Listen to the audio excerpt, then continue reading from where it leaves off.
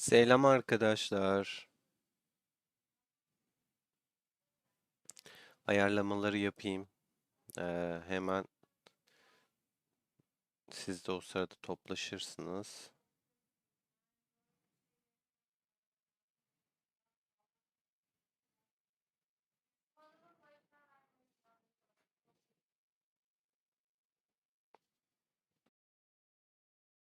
Bugün arkadaşlar binek sistemine bakacağız. Sizlerle bakacağım. Bilerek böyle hani canlı yayın yaptım ki hastayım bu arada. Sesimin kusuruna bakmayın. Yeni yeni topluyorum kendimi. Ara ara mut alabilirim. Hapşırık, öksürük vesaire vesaire. O yüzden şimdiden kusura bakmayın diyeyim ben. Çok kısa ayarlarımızı yapıyorum. Bir 5 dakikaya birlikteyiz.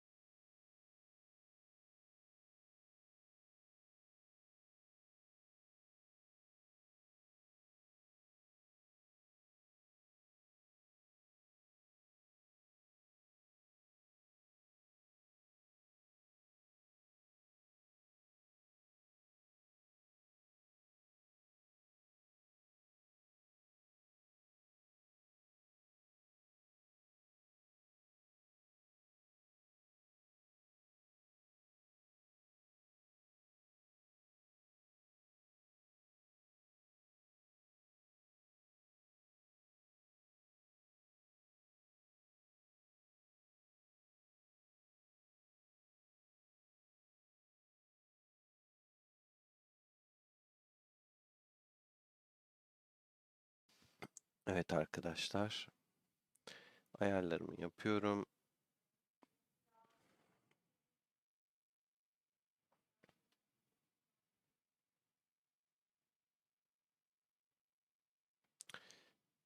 Şu şekilde.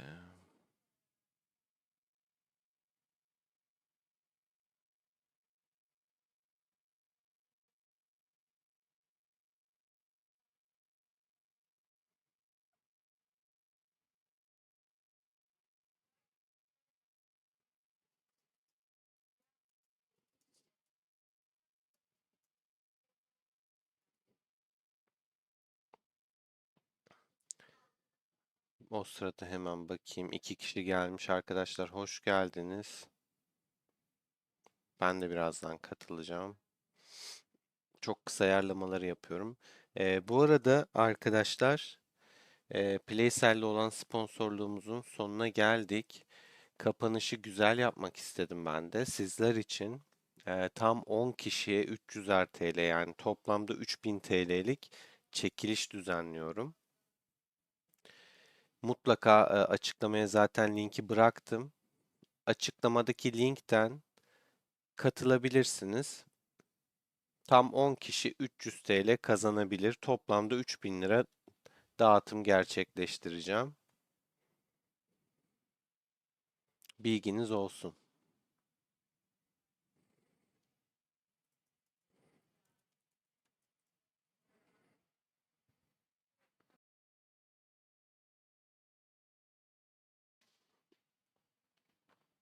Hepsi sizler için. Kapanışı yaparken bile güzel yapayım dedim.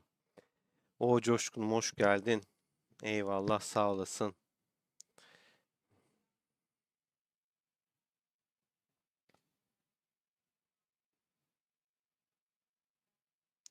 Şimdi şöyle arka planı da bir değiştireyim. Kapak fotoğrafını değiştireceğim. Yayın açarken sizden hızlı bir foto istiyor. O yüzden onu kullandım ama ben başka bir fotoğraf kullanmak istiyorum. Şununla değiştireceğim.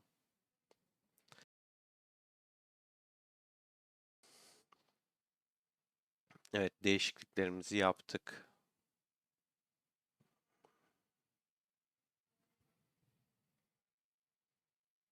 Şimdi içeriğimize, oyunumuza geçebiliriz yavaş yavaş. Şöyle şey de yapayım. Ben de canlı yayın açayım. Bir yandan takip edeyim. Hatta hedef de koyayım destek olmak isteyen olursa diye.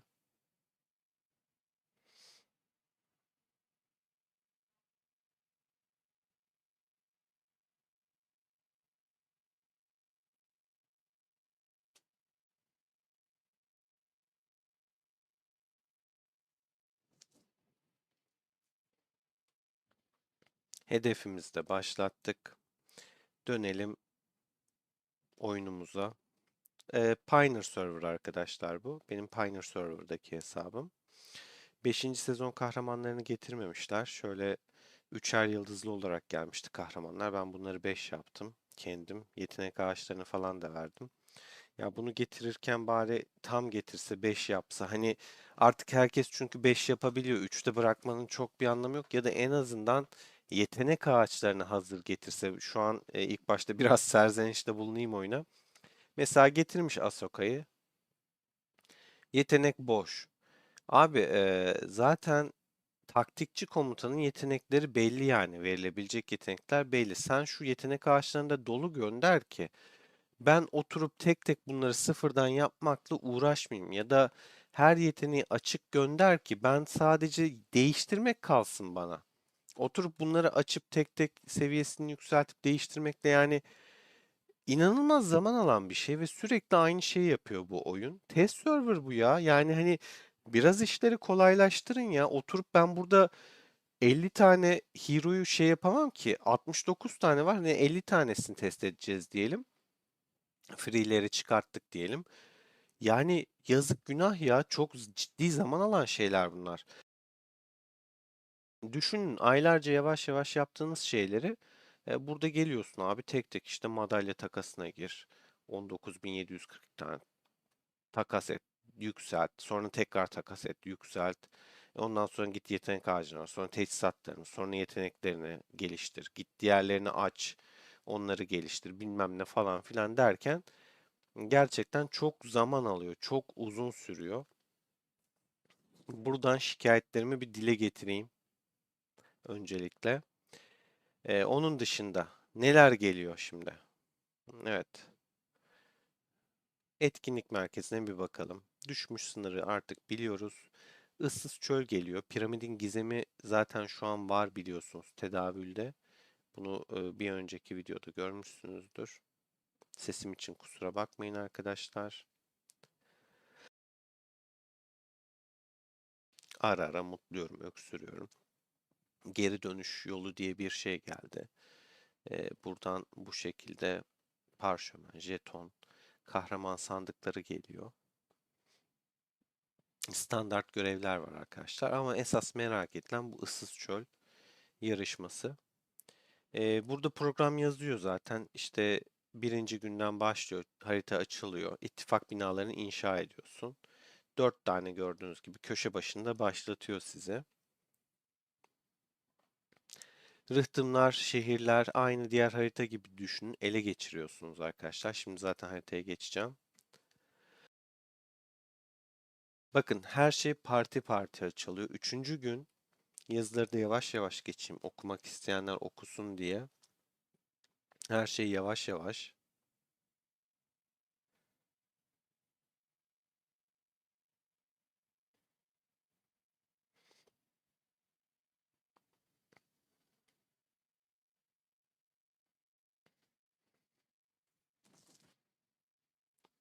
6. gün niye 3'ten 6'ya geçiyor onu da anlamış değilim bu arada. 4-5 olarak düşünün bunları. En sonunda saray açılıyor. Yani aslında bir haftalık bir etkinlik ama burada diğer günler görünmüyor. Şu an ben çöldeyim arkadaşlar. Çöl haritasının içi burası. Şöyle göstereyim size geneli. Bakın bir ittifaktayım zaten. Böyle parti parti giderekten buradan başlıyorsunuz köşeden. Ala ala savaşa savaşa gidiyorsunuz. Bakın burada başka bir ekip 397 imp döngü kulesi onlar da mesela. Burada kapışmalar falan dönebiliyor. 397 ekibiyle. Bizimki ekibin adı da Pet. Evcil hayvan gibi yapmış. Kim kurmuşsa ittifakı. Sağ olsun. Bakmadım kimin kurduğuna. Bildiğiniz savaşıyorsunuz ama. Hani bu niye güzel olmuş? Şöyle şu açıdan güzel. Krallık içi savaş yoktu. Bu güzel, yavaş yavaş, uzun vadeli ilerleyebileceğiniz bir etki yaratıyor size. Aynı bildiğiniz krallıktaki gibi kurallar geçerli. Buradan buraya bağlantınız yoksa kaleyi mesela ben buraya direkt ışınlayamam. Şöyle göstereyim size. Zaten toplamadalar, dışarıdalar. O yüzden ışınlamaya da izin vermez. Geri çekiyorum.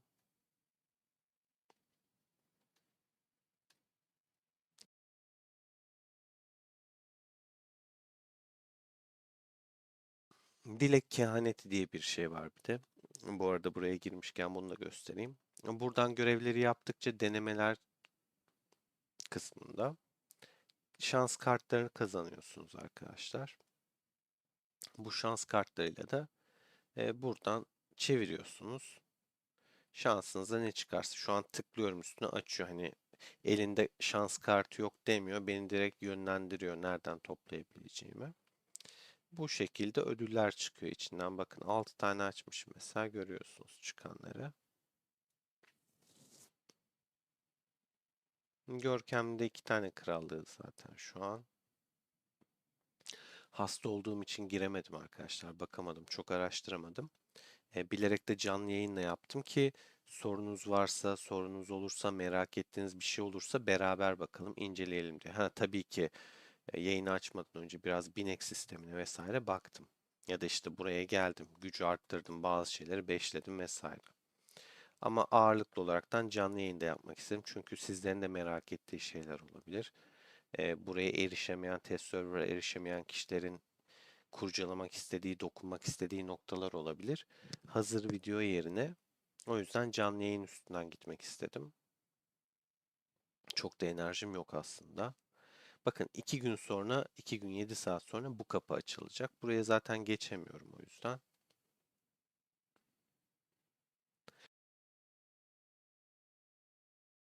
Ama ne yapıyorsunuz? Burada tabii ki de kapışabiliyorsunuz.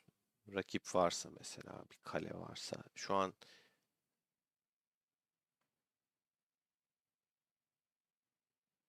ha, biz Lot'muşuz bu arada ya. İttifak adı. Pet değilmişiz.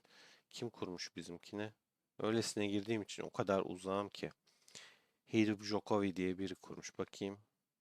YouTuber var mı? Var. Bu YouTuber'dı galiba. Karbon Test. Oyuna girdiğinizde adınız Age of Empires Mobile Test diye başlıyor zaten. Ana Cerberus. Şeyde 11. Krallık'ta vardı bu. Şu an rakiplerde. Aynı isim. Herhalde kendisidir diye düşünüyorum. Burada da girmiş. En son bir gün önce aktif olmuş. Böyle arkadaşlar. Ben bir kahramanları da test ederim diye daha içine yüzük vesaire basmadım. Kahramanlarım boş 3 yıldız. O yüzden gücüm daha düşük. Bazıları basmış. Issız çöl kısmında ittifak topraklarını ayrıyetten görebiliyorsunuz arkadaşlar. Oraya da ayırmışlar bir alan. İttifak tabii ki boş olduğu için.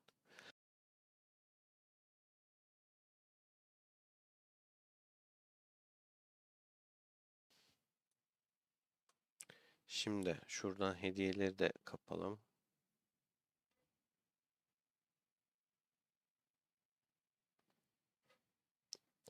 Pet'le müttefikmişiz. Bunlara saldıramıyorum. Homelander var mesela bir tane. Şurada.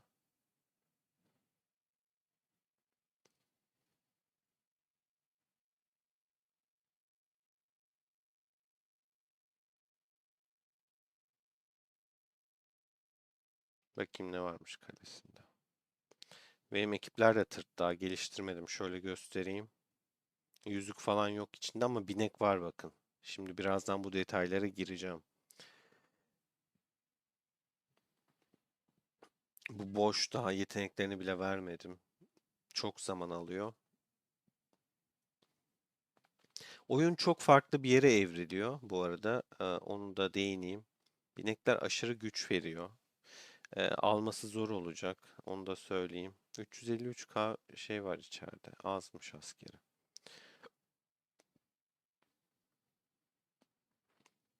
Bakın yeni eşyalar gelecek böyle. Bu binek düdüğüyle binekleri çağırıyorsunuz.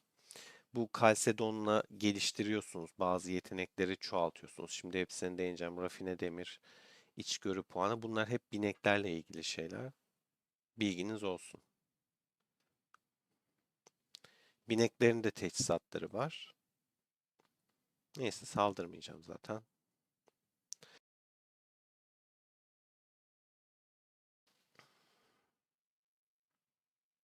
Murat hoş geldin. Eyvallah sağ olasın. Ben şöyle bir şey denedim arkadaşlar. Şimdi bir binek sayfasını açayım. Issız çöle tekrar döneceğim. Binek biraz detaylı bir konu. Biraz zaman alabilir. Enerjimi önce binekle harcayayım.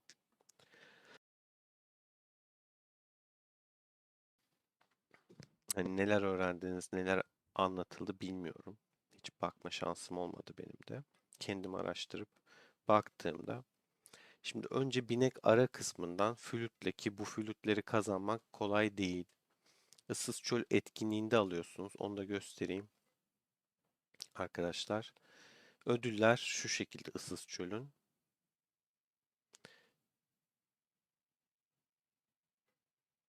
Destansı hani böyle şey değil, korkmayın. Morlardan değil. Bunlar daha yüksek veriyor biliyorsunuz.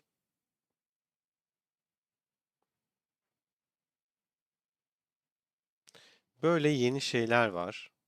Bakın ünvanlar.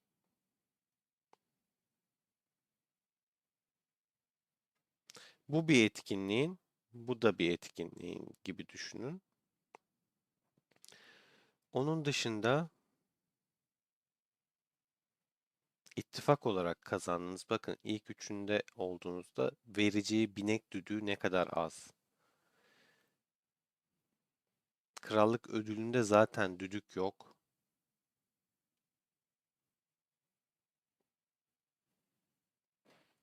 Başarılardan alıyorsunuz bu arada arkadaşlar ama aldığınız şeyler böyle tırt yani. Göktaşı çeliği alabilirsiniz. Bu işinize yarayacak ileride. Süsleme üretmek için bunu kullanıyorsunuz arkadaşlar. Ama verdiği materyal gerçekten çok düşük. Yani 5 ile 10 ile bir cacık yapamazsınız. Öyle söyleyeyim. Ham demir dediği de süslemeleri yükseltmek için kullanacağınız madde. Bilginiz olsun. Her şeyi size detaylı olarak açıklayacağım. Böyle cumburlop suya düşmüş gibi olmayın. Bineklerle ilgili bütün detayları anlatacağım size. Göstere göstere. Bu ıssız çölden bağlantılı olmasına rağmen doğru düzgün bir hediye göremedim ben içinde. Hatta ıssız çölün hediyelerinde işin gerçeği pek beğenmedim. Yani ben bir haftamı ne için vereceğim? Bineğe böyle ufak tefek çer çöp toplamak için diyebiliriz. O yüzden beğenmedim. Tek güzel yanı kafa oyalayıcı. Hani sakin bir krallıktaysanız oyuna biraz daha tutunmanızı sağlayacak bir şey ama şunu net söyleyeyim, ödülleri çöp. Çok yetersiz. Ben yetersiz buldum. Umarım ilerleyen zamanda bunu arttırırlar. Gerçekten yetersiz yani. Şu sıralamalara karşı ödüller falan çok düşük. Yani birinci 5 tane düdük alacak ya. Birinci. Ve ben size şimdi atları göstereceğim. Bulmak o kadar zor ki.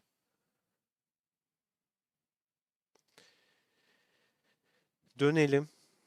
Başka nereden alabiliyorduk düdüğü? Mağazadan alıyorsunuz. Düşmüş sınırdan alıyorsunuz. Düşmüş sınırı zaten biliyorsunuz. Ona değinmeyeceğim. Haritada çıkıyor. Ama yine çer çöp veriyor. Mağazada da baktığınızda burada çıkmıyor. Çünkü Pioneer server olduğu için. Hani VIP kaça aktif olur? Nerede aktif olur? Teknik puan gibi mi gelir? Bilemiyorum. Düşmüş sınırda da kendi açıldı zaten ister istemez. Buradan görüyorsunuz düşmüş sınır etkinliği bu. bilmeyenler için söyleyeyim. Buradan da düdük gelecekmiş.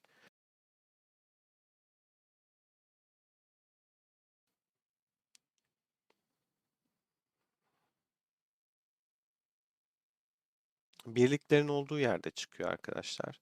Bakın 10 tane düdükle, ki şunu da net göstereyim. Araştırmayı fullledim. Buna rağmen mor çıkması, yani mor at çok zor. Bazen 2-3 tane çıkıyor tek seferde. Şunu da fullleyeyim. Bu da özellikleri var. Bazı atların arkadaşlar özellikleri çıkıyor. Hepsini tek tek anlatacağım şimdi. Bak mesela bir 10 tane arayalım. Bir tane mor geldi. Paso size mavi veriyor. Ha, bazen 3 tane mor verdiği oldu. Sarı zaten beklemeyin. Ben 500 çevirme falan yaptım. Hani para yatıran bir oyuncu bile 500 çevirmeyi çok uzun vadede yapabilir. Ona rağmen hiç sarı gelmedi. Sarı atı yakalamak efsanevi yok gibi bir şey sanırım. Yani en güçlü atı size burada gösteriyor. Bu 10 tane düdükten çağırdığınız en güçlüsü buymuş. Zırh 8.2 veriyor. Kuşatmada 7.3 veriyor. Ve morların zaten verebilecekleri 5 ile 9 arası. 9'da görmedim daha. 8.8 falan gördüm ama. Sarıların da 10 ile 16 arası. Mavilerde 2 ile 4 arası.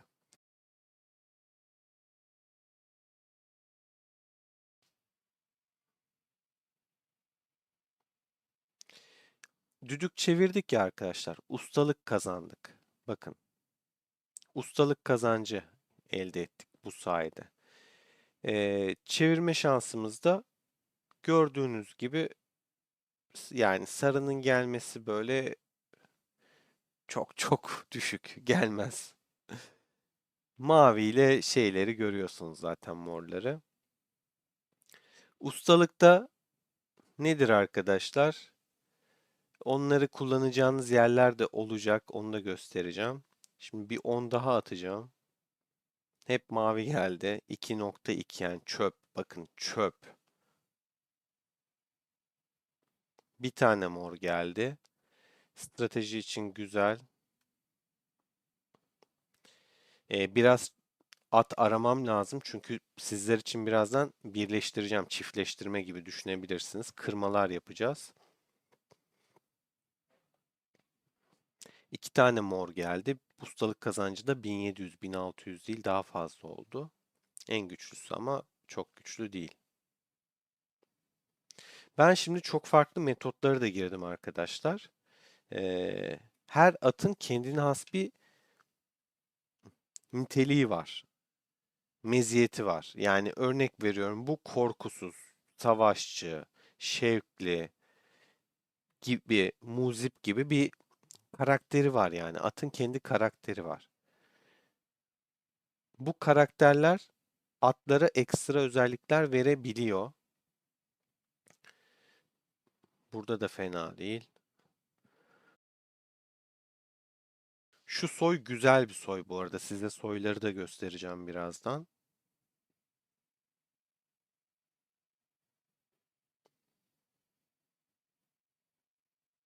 Bakın paso çeviriyorum. İlk kez dörtlü gördüm. O da bayağıdır kötü verdi ama yani verdiği morlar da çöp. 5.1 strateji. Bakın yani böyle morun en düşük oranlarını verdi size. Hani 4 tane mor geldi, daha sevineyim diyorsun. Bir sonraki turda alıyor. Çarktan beter sistem yapmışlar. Bakın full mavi. Ve araştırmam full. Ama korkmayın, araştırma full olmadan önce de böyleydi. Araştırma demek ki bunu etkilemiyor. Ben bunun için yaptım. Araştırmayı da test etmiş oldum.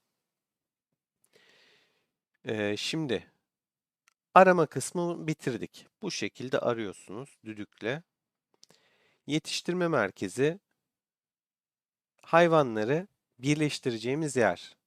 Bakın tetikte bunun mesela özelliği. Bu hayvanın ruh durumu tetikteymiş hep böyle. Ben dedim ki hani atıyorum Şevkli ile Korkusuz'u birleştirirsek hep aynı atlar mı çıkar? Ya da Korkusuz'la Savaşçı'yı birleştirirsem hep aynısı mı çıkar? Şununla şunu yapsam karma mı olur? Nasıl olur? Bunları test ettim. Her seferinde farklı çıkıyor arkadaşlar. Bunun net bir şeyi yok. Bilginiz olsun. Sen Savaşçı ile Korkusuz'u çiftleştir. Muzip çıkar. Sonrasında da Şevkli çıkabilir. Yani onu bir rayına oturtsalar en azından insanlar rastsal değil de istediklerine göre yönelseler daha iyi olabilirdi bence. Bunu bile rastsal bırakmaları hoş olmamış. Çok zorlaştırmış işi. Araştırmaya değineceğim önce. Arkadaşlar bunları yetiştirdikçe kazanıyorsunuz. İçgörü puanı elde ediyorsunuz. Birazdan geçeceğiz binek yetiştirmeye. O içgörü puanları yani hani mağazadan ve başka bir yerden alınabilecek bir şey değil. Teknik puan gibi bir şey yapmışlar. Yetiştirdikçe alıyorsunuz ve mağazadan satın alabiliyorsunuz. Onları da burada şöyle göstereyim. Mesela 200. Aynı teknik puan gibi düşünün. Bir araştırma süresi falan yok. Mesela mızraklı seviyorum ben. Ana kompum mızraklı. Mızraklıya binek düşünüyorum. Mızraklı saldırısını yükseltiyorum.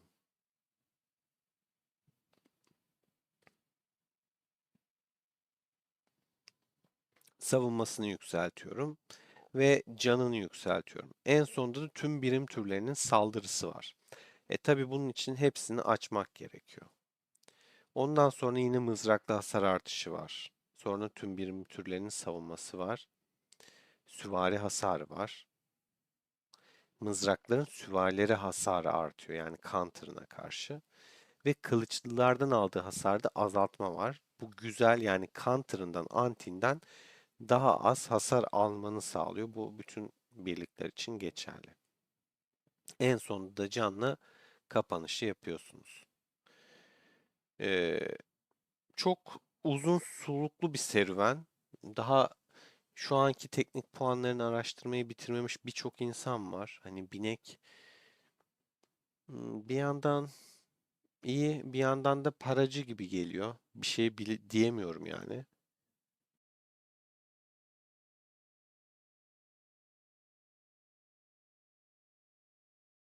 Buraya kadar her şey yolunda mı? Sizin görüşleriniz nasıl? Onları da yazarsanız tabii ki sevinirim. Ya da merak ettiğiniz sorular olursa şunu da gösterir misin dediğiniz gösteririm. Araştırma bu şekilde. Buradan zaten yüzdeliğini görüyorsunuz. Yetiştirme içgörüsü %91'de, savaş içgörüsü 2,6'da. Şunları yaptım. Burası savaş kısmı, burası yetiştirme kısmı. Şimdi yetiştirme merkezine dönelim. Atların özellikleri olabiliyor arkadaşlar. Gördüğünüz gibi mesela bakın bununki kılıç kesici diye bir özelliği varmış fırtınalı bulutun. Birliğin aldığı ikinci vuruş beceri hasarını 1,32 azaltıyor. Yüksek değil, düşük bir oran bu arada ama verdiği kudret 11,3, stratejide 10,2. Yani atın verdiği özellik çok fazla. Mesela bunda ne varmış? İkinci vuruş becerisi, strateji hasarı %2 artıyor. Bunu bir ekleyelim. Çiftleştirirken, birleştirirken arkadaşlar yetenek kaybolabiliyor. Bilginiz olsun. Yetenekler kalmayabilir. O yüzden iyi yeteneğe sahip bir atınız varsa yetiştirirken bir iki kere düşünün derim. Bakın, binekli kahramanlar şehirlere saldırırken kuşatma değeri 6 artıyormuş. Şimdi bu ikisini iki tane şevkliyi birleştirelim. Yetiştirelim. Bana diyor ki bu ikisinin birleşiminden en fazla olabilecek ve en düşük olabilecek bu. En düşük 6,7 güçte olur. Bakın bu 7 idi, bu da diğeri nerede? 6,7 idi. En düşüğünü baz aldı. Dedi ki 6.7 olur dedi. Bu 7 olmasına rağmen dedi ki maksimum 7.5'a kadar çıkartırım dedi ki çıkartması lazım. Çünkü ben burada 2 tane harcama yapıyorum, 2 atımı feda ediyorum. Bir tane at elde edeceğim ve daha düşük oranda elde etme ihtimalim de var. Niteliği düşebilir. Kalkıp gidip yani 7'lik atımı 6.7 elde edebilirim. Bu kötü.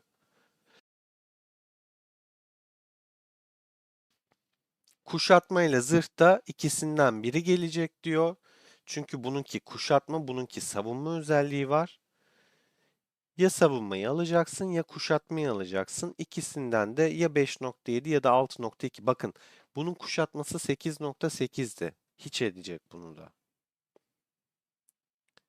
Çift özellik olma olasılığı da %9 diyor. Bakın 2 atımda da özellik var.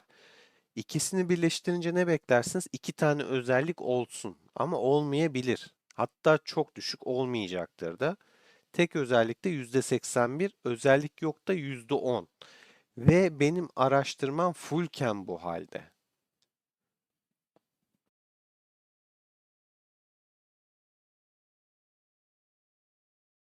Gördüğünüz gibi bir tane özelliğimiz yok oldu. Kuşatma +6 gitti.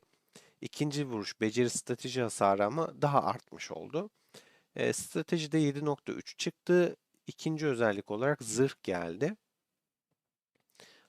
Atımızın mizacı da şevkli olarak kaldı. İçgörü puanı da 9 puan verdi. İçgörü puanı kazanmak kolay değil çünkü atı kazanamıyorsunuz. Atınız çok olmayınca yetiştirmeyi yapamıyorsunuz. Yetiştirme yapamayınca içgörü puanı alamıyorsunuz. Hepsi birbiriyle bağlantılı. Yani bana biraz para gözlük gibi geldi işin gerçeği. Cihat hoş geldin, Adem hoş geldin.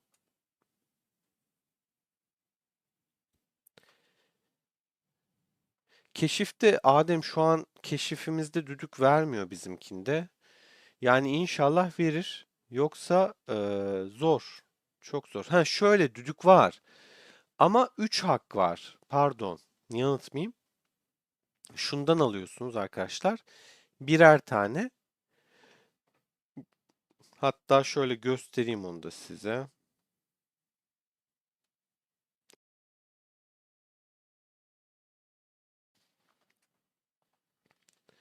Buradan görev seçiyorsunuz. Şey gibi düşünün bunu. Bir zamanlar ittifak hazinesi mi bir şey vardı ya, etkinlik vardı, hani görev alıyordunuz, yaparsan şu kadar, yapamazsan bu kadar. Dünden beri ben baktığımda bu ana görev, kişisel puan 1 milyon katan görev hep 4.000 imparatorluk parası kullanma görevi çıkıyor arkadaşlar. İkincisi de 2.000 imparatorluk parası. Bu değişiyor. Bu sabit ama ben daha hiç farklısını görmedim. Bu değişiyor. Bunda zaten düdük yok. Şunu yapayım, göstereyim size. Görkemli ittifak mıydı? Neydi? Bir şey vardı. Ben ne alıyordum imparatorluk parasıyla buradan? Şey alıyordum mağazadan. Burada şey olmadığı için VIP mağaza falan alamıyorsunuz arkadaşlar. Buradan 4K'ya bunu çekeyim. Görevi tamamlamış olayım. Yeni görev gelsin, göstereyim size. Evet, düdüğümüzü aldık. Bu ödüller de sabit bu arada arkadaşlar. Değişmiyor. Bakın şimdi ikinci hakkımızda da yine birincisi aynı kalıyor. Gördüğünüz gibi ikincisi de normalde değişiyordu ama bu sefer de bunu yapalım. Yani sizden her türlü biraz imparatorluk parasını tüketmenizi, olmayanın da zaten geçmiş olsun demesini istiyor. İyi hatırlattın Adem. Dur 2000'lik harcayalım. Neyse ya zaten şey test var yani geliyor daha.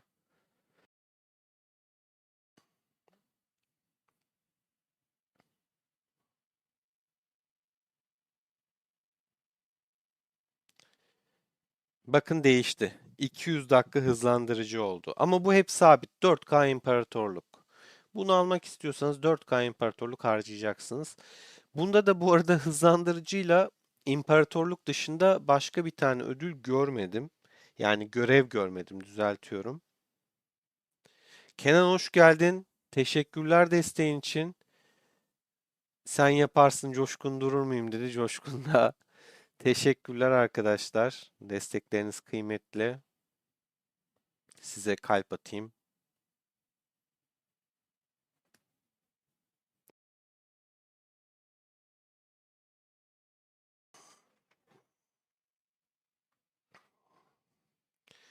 Alican selam hoş geldin. Az önce yaptım ama tekrar yapacağım. Döneceğim ona.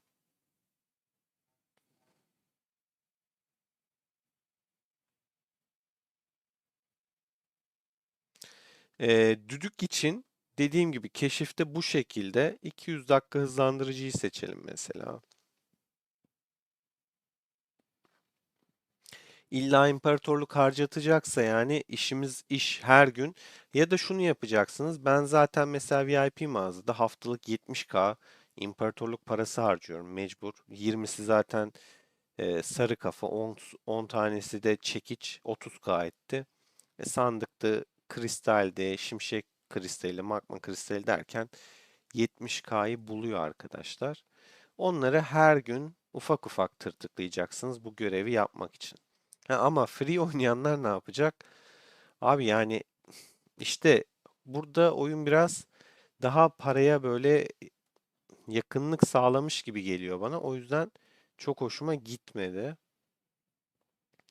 Şimdi 200 dakikayı da kullandık.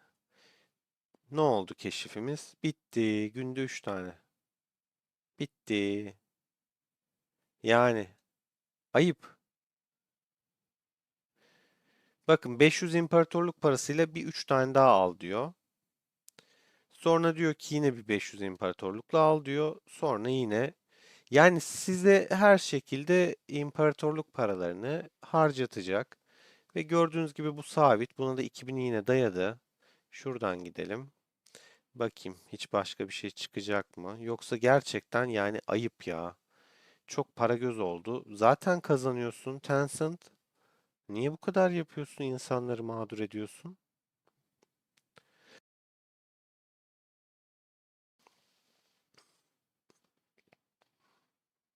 Şöyle tekrardan.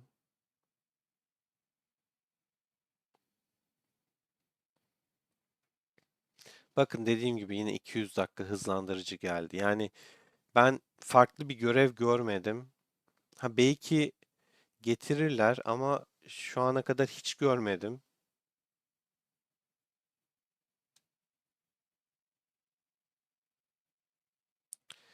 Biraz ayıp etmişler. Ben çok beğenemedim yenilikleri. Hoşuma gitmedi çok.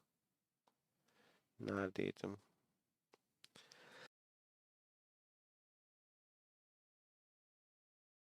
Ara ara öksürüyorum arkadaşlar, mutluyorum. Ama size bunu anlatmam gerekiyordu yani. Çünkü birçoğunuz çok merak ediyor, bilmiyor. Bakın 2004 yani abi inanılmaz bir şey ya.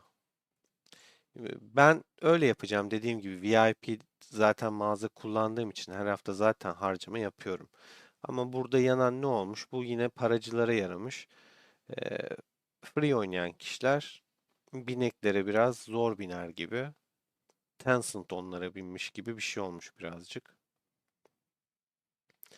Yani bunu daha kolay yapmaları gerekiyor. Bu şekilde olmaz. Ayıp. Aldık tek seferde aldığımız için şey mi yaptım? 500 seç diyor şimdi.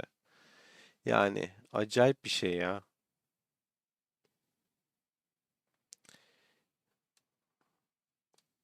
Düdükler bu şekilde arkadaşlar. Alması kazanması zor. Markete nasıl gelir bilmiyorum. Baştan alıyorum. Issız çöl etkinliğinde de çok komik miktarlarda, eser miktarlarda bineklerle alakalı maddeleri veriyorlar. Ödüller yüksek değil. Gösteriyorum size. Yani utanmadan birer tane falan koymuşlar işte. Kaynak zaten çok komik miktarda. Belli seviyeleri geldiğinizde bu kaynakları yani elinizin tersiyle itiyorsunuz. Bakmıyorsunuz bile. Yerde 20 lira görmek gibi hatta şu 5 lira görmek gibi bir şey. komik meblağlar, komik ödüller. Bunlar da aynı şekilde. Yani şu kitap ne gözünü seveyim ya. Şuraya sarı kafa koysaydınız bari. Yani demirci dövme kiti veriyor 300. Belli bir seviyeden sonra zaten dövme kitine ihtiyacın kalmıyor. Yani benim kendi hesabımda 36 bin dövme kiti var şu anda. Hangi teçhizatı geliştireyim? Şunları arttırsalar iyi de göktaşı çeliği falan birazdan değineceğiz onları zaten. Ödüller çöp. Çölü beğenmedim. Ama dediğim gibi zaman için hani sıkıcı krallı olanlar keyif alabilir. Ama ben beğenmedim. Alican'ın sorusu yetiştirme merkezindeyiz. Zaten bunu anlatıyordum.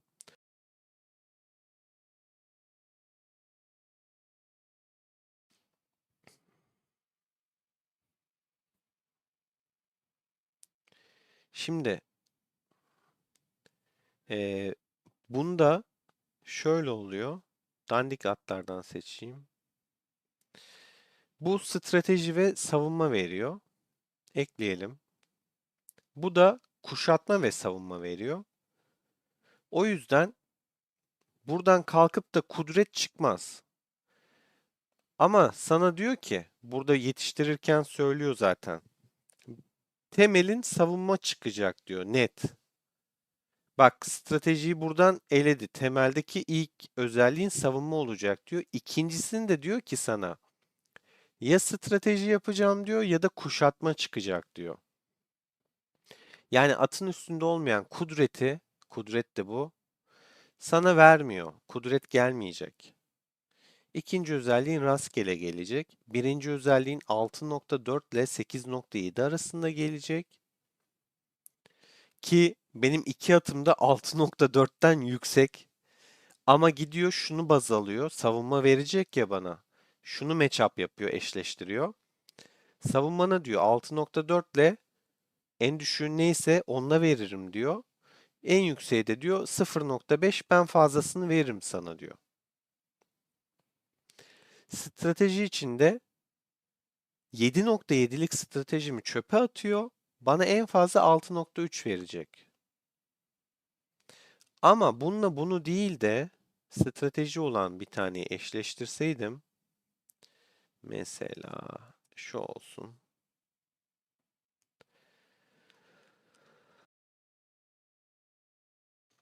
Bakın 7.7 ile 6.4. Bunun 8.5. Diyor ki hep 0.5 üstünü koyuyor. Bilginiz olsun. En düşük değerde en düşük neyse onu koyuyor birinci özellikte. Ama ikinci özellikte sana en düşüğünü koyuyor. Yine strateji gidiyor. Bunun da yine 0.5 üstünü koyuyor. Bunlardan bir tanesini veririm diyor. Yani hiç böyle şey yapmamış oyun.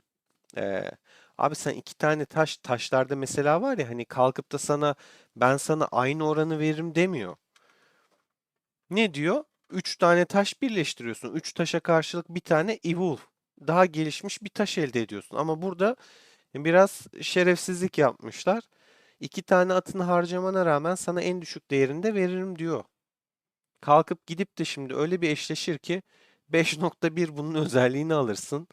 6.4 de bunun özelliğini alırsın. İki atını harcarsın. Gidersin iki özelliği de en çöp özellik olabilir. Bakalım ne çıkacak. 7.8'e 8.6 çıktı. İçgörü puanı da 9 aldık. Ve bakın özellikli geldi bu at. Tulpar. Özelliği de güzel. Kritik vuruş hasarını 4.86 arttırıyor. Bu güzel geldi bu arada. Normalde böyle güzel gelmez. Çok salladık. Tam lubuluk at oldu bu. Desem de inanma. Neden? Çünkü strateji abi. Kudret olsaydı Lubu'ya çok güzel giderdi ama strateji ana özelliği. Var soy ağacı bilgisi var. Soy ağacı bilgisini de görebiliyorsun. Onu da şöyle göstereyim.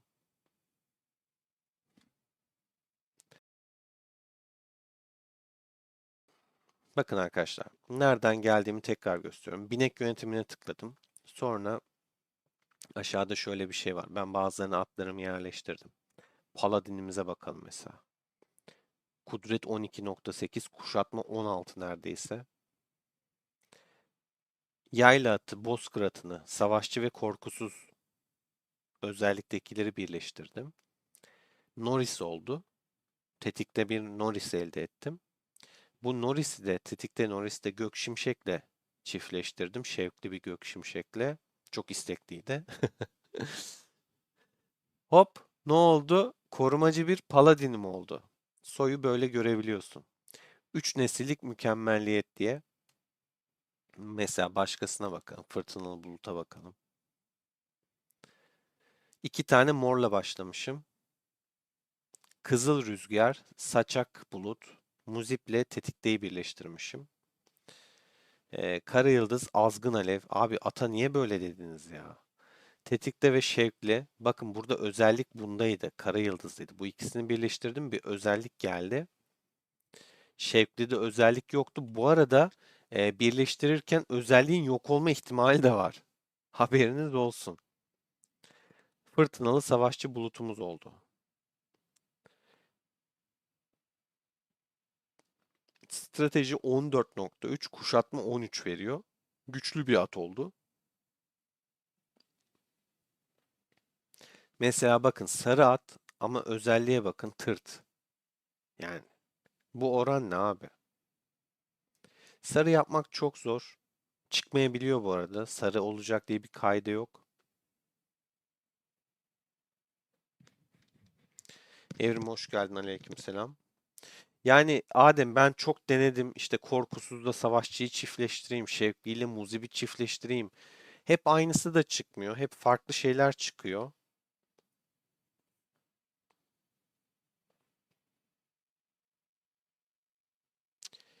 Yok maalesef.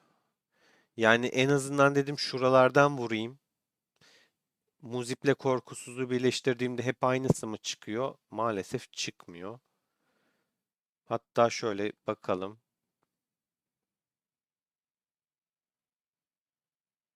Hem savunma hem kudret alırsak güzel bir at olabilir. İkisinin de özelliği yok. Bakalım. Aa bak sarı çıktı. Dalga süren çıktı. İçgörü puanı da 11 verdi. Hem de zırhla kudret geldi. İstediğim gibi geldi. Güzel bir at oldu bu. Dalga süren.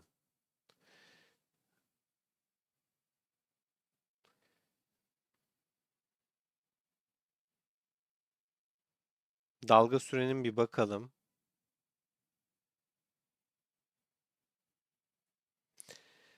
Not edelim hemen. Bak şimdi tekrardan yapalım, deneyelim.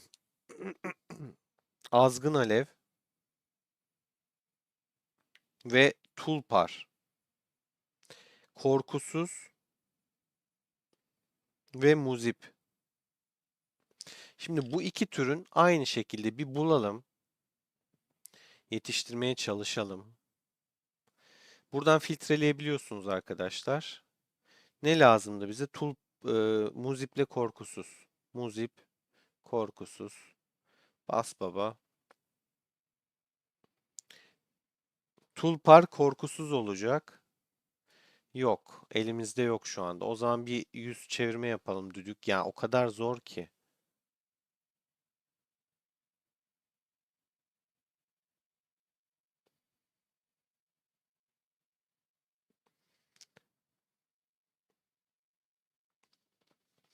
En iyi atı bulsak bari hani özelliklere onun üstünden gideriz diye düşünüyorum. Hani neyle neyi çiftleştirsek ne elde ederiz? Net midir, değil midir? Of, 5 tane mor verdi. Yani dandik biraz bu arada. En iyisi buysa şunlar baya kötü olabilir de bu daha iyi. Mesela başa gitmiş kötüyü koymuş nedense. Normalde başta hep iyi oluyordu. Bunda bu falan daha iyi.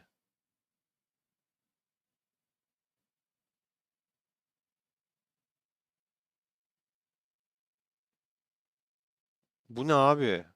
Çok çöpler.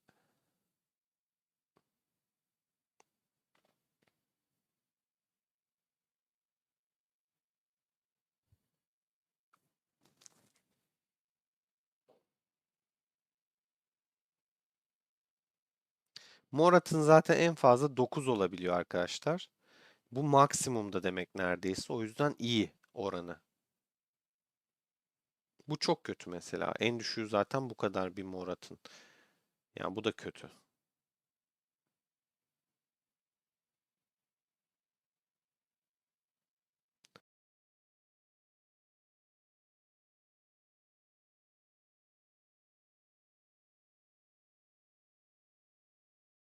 Siz de fikirlerinizi mutlaka yazın. Beyin fırtınası yapalım. Çünkü buna gerçekten ciddi yatırım gerekecek. Bu çok iyi bir at bu arada. Bayağı sağlam bir at. Zaten maksimum 9 olabilir. Kuşatma full. Zırh da neredeyse full. Şimdi yetiştirmeye dönelim.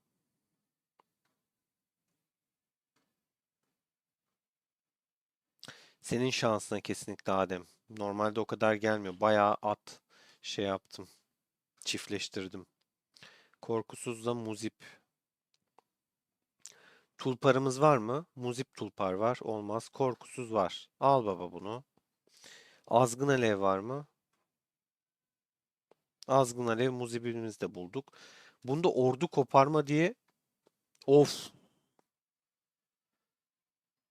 kahramanın verdiği her tür hasar. Çok korkunç özellik ne ha? Buna bakar mısın atın gücüne? Çok sağlam özellikler var ya şansa. Heh, ne oluyor ama? Şu canım özellik %30 ihtimalle yok olacak.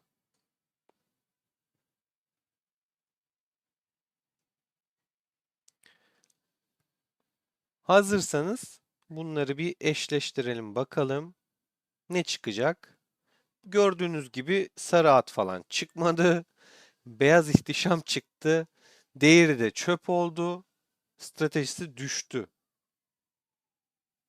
Ve ikinci özellik kudret geldi. Strateji kudret. Bu tam böyle Hannibal'a yakışır bir at oldu ki kullanımda yok ama stratejisi de düşük yani. Ama şu da yani başka bir şey. 7,6 ne abi yüzde? Yüzük gibi mübarek. Ama gördüğünüz gibi az önce sarı elde ettiğimiz at kombinasyonundan şu an çok farklı, daha farklı bir at elde ettik. Hatta şöyle bir de deneyeceğim. Azgın alevimiz var mı? Korkusuzu var. Ekle baba. Tam zıttını deniyorum şu anda da. Azgın alev muzipti. Tulpar korkusuzdu. Şu anda da tersi. Bakın özellikler bu şekilde olabilir. Bunda yıldırım özelliği var.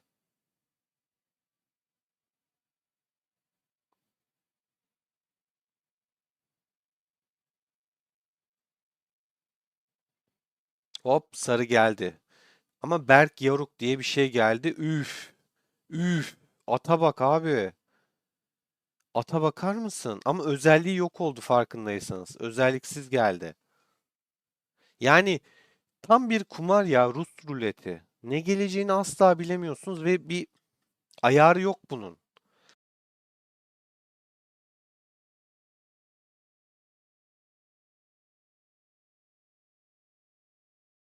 İlk etapta Murat şuna çok dikkat etmek gerekiyor. Özellik çok iyiyse atı harcamak doğru mu değil mi? Mesela iyi bir özelliği kaybedebiliyorsunuz. Evet, güzel bir at elde ettik ama özelliği de çok iyiydi. Özellik gitti.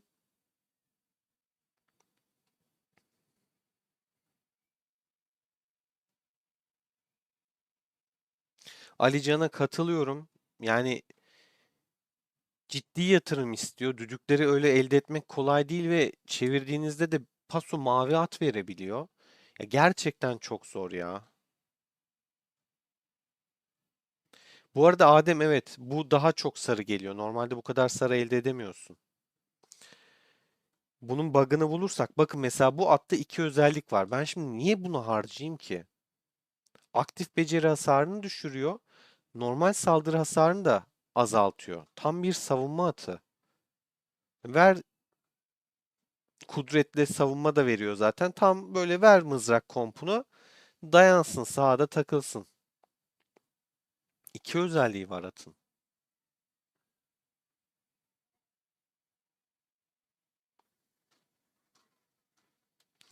Şimdi şurayı bir temizleyelim. Tüm hepsini görelim. Hatta bir de mavilere bakalım. Çünkü biz ilk aşamada biraz mavilerle uğraşacağız. Neyle neyi çiftleştirirsek düzgün bir şey olur.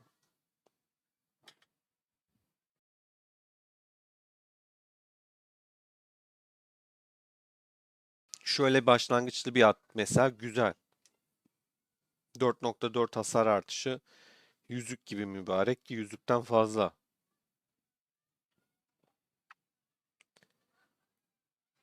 Bakın mesela karşınızda işte mızrak kompu Kiros varsa bu atı koyduğunuzda daha az hasar alırsınız. Şunu bir ekleyelim. Yayla atı. Şevkli bir yayla atı.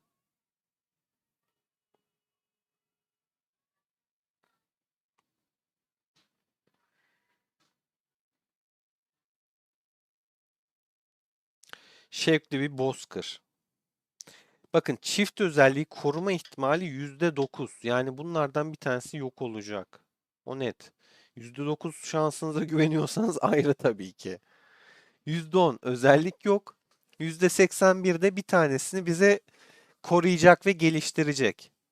0.84, 1.32 hadi bakalım.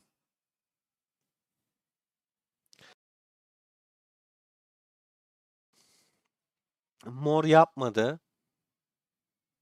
Hasarı arttırıyor. Bakın iki özelliğinde 5.2 arttırıyor. Güzel bir özellik ve mavinin de full oldu. Mor olmadı ama mavide zaten 4'ün üstünde yok. %100'de. Yani en sona ulaştı bu da.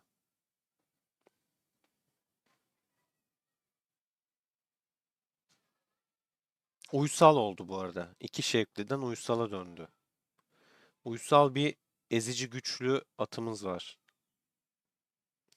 Tetikte ve bununki nasıl bir özellik bu? Sıra tabanlı hasarın artışına bakın 5.2. Bu da sıra tabanlı değil mi? Azaltıyor.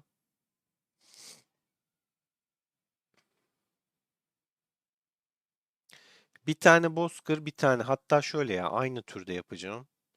Bozkır'la bozkır yapacağım. Ve farklı şey yapacağım. Tetikte de yapmayacağım. 7.2 ne ya? Baba bu nedir? Çok deli özellikler var. Bakın bunu Lubu'ya ver. Coşsun yani. Kudret de veriyor. Şunun yerine bir savunma olsa daha iyiydi. Hadi bunu birleştirelim. Şunu yok edelim. Çünkü ben bu özelliğin kaybolmasını istemiyorum. Şu strateji yerine de yanına savunma gelmesini istediğim için savunmalı bir atla birleştireceğim. Yine Bozkır'la yapacağım. Kudret ve kuşatma da olur. Yeter ki şey olmasın. Bu arada mavi atların çoğunda özelliğimiz var. Ama gücü artı şeyi çok düşük.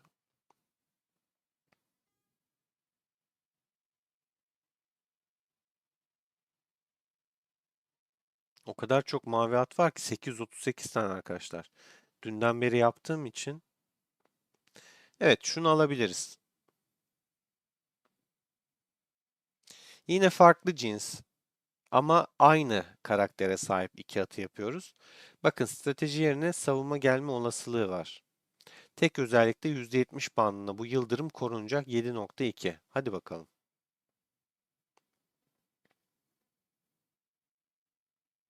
Özellik yok oldu. Gördünüz mü? Çöp etti ya. Abi %7 kritiği çöp etti. Adamlar %30'luk ihtimal denk geldi ya. Olur. Birebir aynı at. Birebir. Şevkliya'yla kudret ve strateji. Şevkle yaylaya bakacağız. Şöyle yapacağım ya. Uğraşmak istemedim.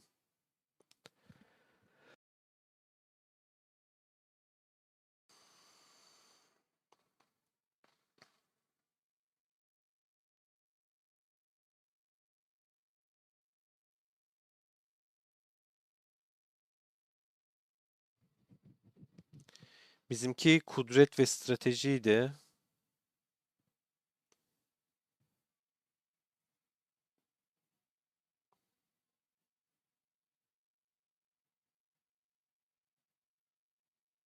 Ya bunun filtrelemesini niye getirmemişler ya? Yetenek filtrelemesi var, şey yok. Kudret, strateji, yayla. Heh, bulduk. Ama bozkır.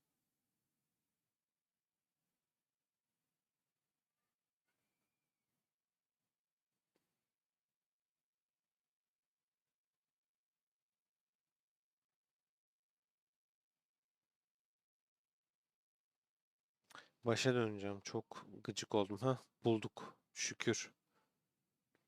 İki tane aynı. Özellikler de aynı. Kudret, strateji zaten gördüğünüz gibi değişiklik yok.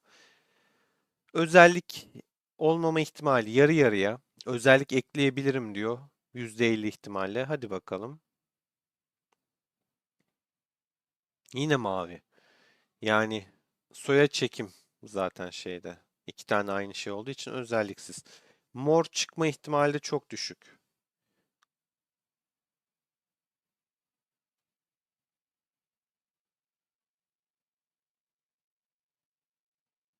Fullledi kuşatmayı. Özellik yok. Yok abi mor yapmıyor ya. Ama buna özellik geldi hayat kurtaran diye. Var mı aklınızda farklı bir şey?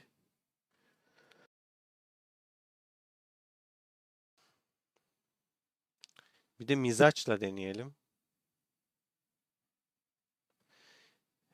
Muziple şey deneyeceğim. Savaşçı farklı. İki tane aynı tür ama şeyleri farklı olacak. Çok fazla yayla var şu an etrafta. Yayla ile deneyeceğim.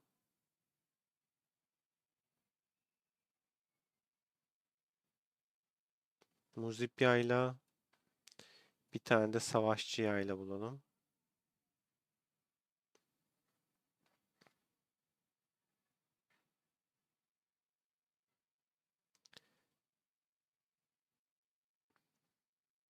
Özellikler aynı gördüğünüz gibi. Bence bundan mor çıkacak. %20 ihtimal mor. Bakın çıktı. Bundan çünkü denediğimde böyle farklı şeyleri daha çok elde etmiştim alternatif. Yani savaşçı savaşçı değil de savaşçı korkusu, savaşçı muzip tarzı deneyince nedense daha çok çıktı. Mesela savaşçı savaşçı deneyelim. Bakın aynı özellikler. Mor olma ihtimali %20 bu arada. Çok düşük bir ihtimal.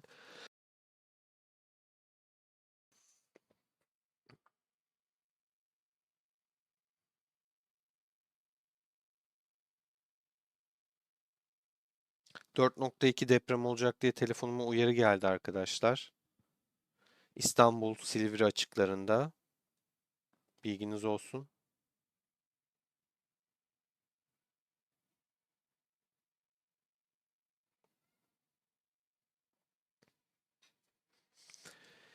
Şimdi tekrardan mesela farklı tarzları deneyeceğim. Savaşçı, yayla ve muzip.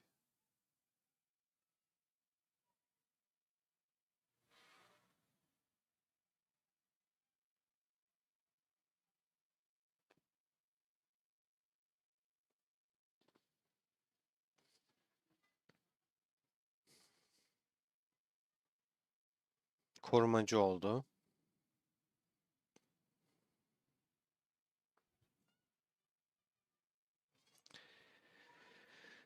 Şöyle Alican aslında bahsettiğim gibi stat yükselecek diye de bir kaide yok. Ama tabii ki stat yükselme olasılığı daha fazla. En düşüğünde de kalabilir. Ee, ş- Şöyle göstereyim. Alt alta iki aynı statı bulmaya çalışıyorum. Mesela şununla şunu eşleştirdim. Statları görüyorsun. Kalkıp 3.8'e 3.4 olabilir bu çiftleşmenin sonucu. Bak zaten sana söylüyor. Şu olabilir diyor.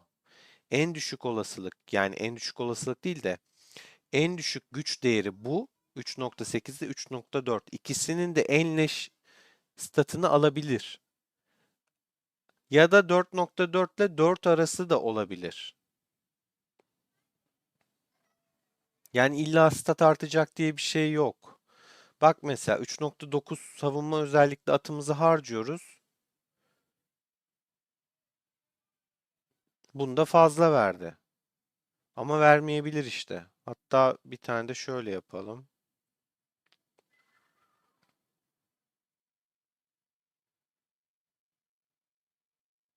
Onu belirtmiş yani oyun. Aslında her şey yazıyor, oranlar falan. Bak şimdi 3.8'de dörtlük bir at harcıyoruz. Şurası 4 üstteki atın. 3.8'de 4. Bunun 3.8'i 3.4. Bakalım şu ikinci özellik 4'ün üstüne çıkacak mı, 4'te mi kalacak? Oo, mor oldu. Bu direkt evrimleşti. Bu şansımıza güzel oldu. Şununla şunu yapalım hemen.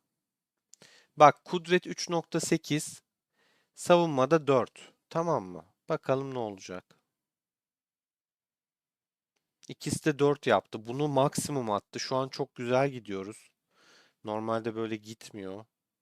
Hemen şundan deneyelim.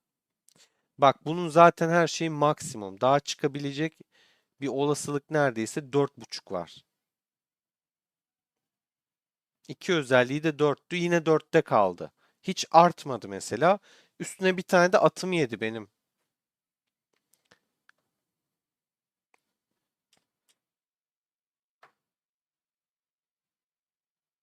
Bir tane de attan olduk.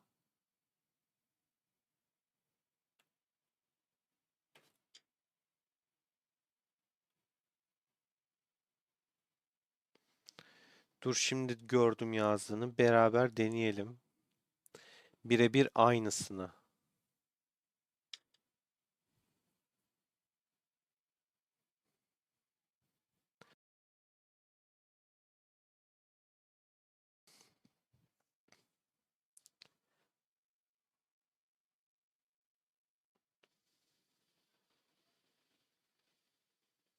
Bozkır, strateji ve kuşatma.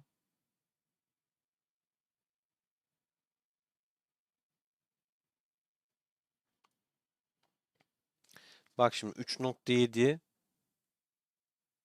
3.9. Kuşatma 3.9'luk özelliğimiz ne olacak? 3.7.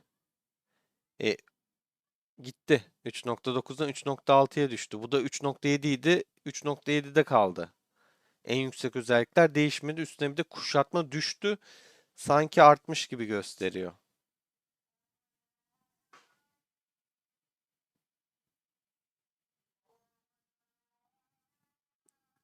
Hatta bir tane daha deneyeyim. Alt alta gelmiş hazır. Bak kuşatma 3.5. Şeyde kudrette 3.1. Bunda arttı.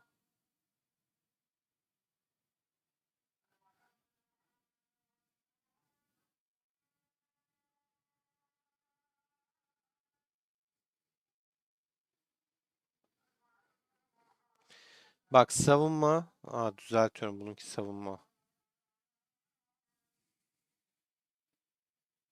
Bir de aynı atı yakalamak da çok zor. Bu kadar rahat elimizde at olmayacak. 3.9 kuşatma var. 3.4'te strateji var. Bak 3.4 strateji, 3.9 kuşatma. Sonuç ne oluyor? Mor oldu, evrimleşti bu. Stratejisi coştu bu arada. Ve özellik de geldi. İşte bize bunlar lazım ama her zaman olacak diye bir kaide yok maalesef.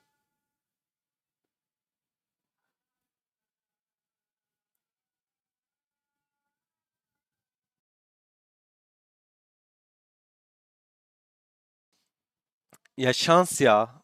Ya tamamen şans. Az önceki mesela çok iyiydi. Mora evrimleşti. %20'lik bir ihtimaldi. Yayla ile şimdi ben bozkır yapınca olmayacak diye de bir kayda yok. Bak kuşatması 3.7, savunması 3.7. Özellikleri çöp illaki yükselecektir. Hem de mora gitti yani bak. Kuşatma 8.8 oldu. Yani çok dengesiz. Buna kesin bir hüküm vermek çok zor. Çok aradım kesin hüküm vermeyi de bulamadım ben.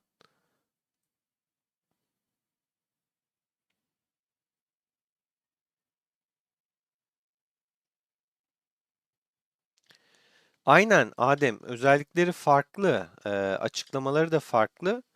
Ama gel gör ki işte onunla onu crosslayayım, onunla onu şey yapayım derken yine de olmuyor. Bak şimdi. Uysal, parlak yadigar, hayat kurtaran özelliği de var.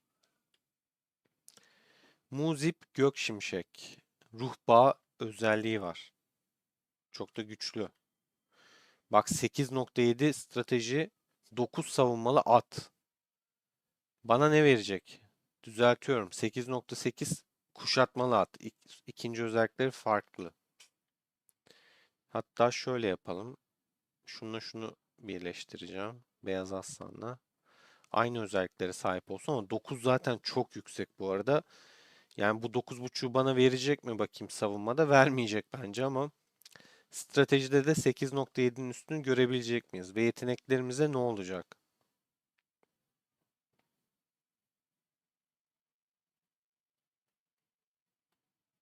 9 düştü ama stratejim arttı.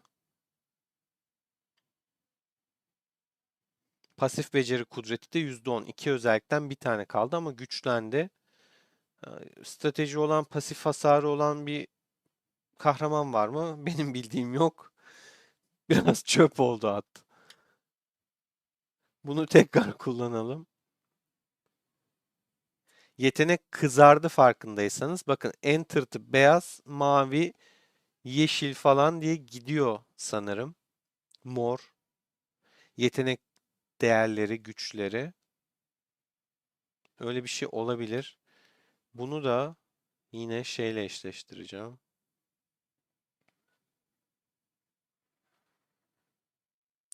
Yıldırımlı cesaret, muzip ve savaşçı. Bu atın özellikleri zaten çok iyi. Bununkiler tırt. Ama bunun da yetenek yıldırımı çok iyi. Yani strateji olmasa, kudret olsa Lubu atı. Bakalım.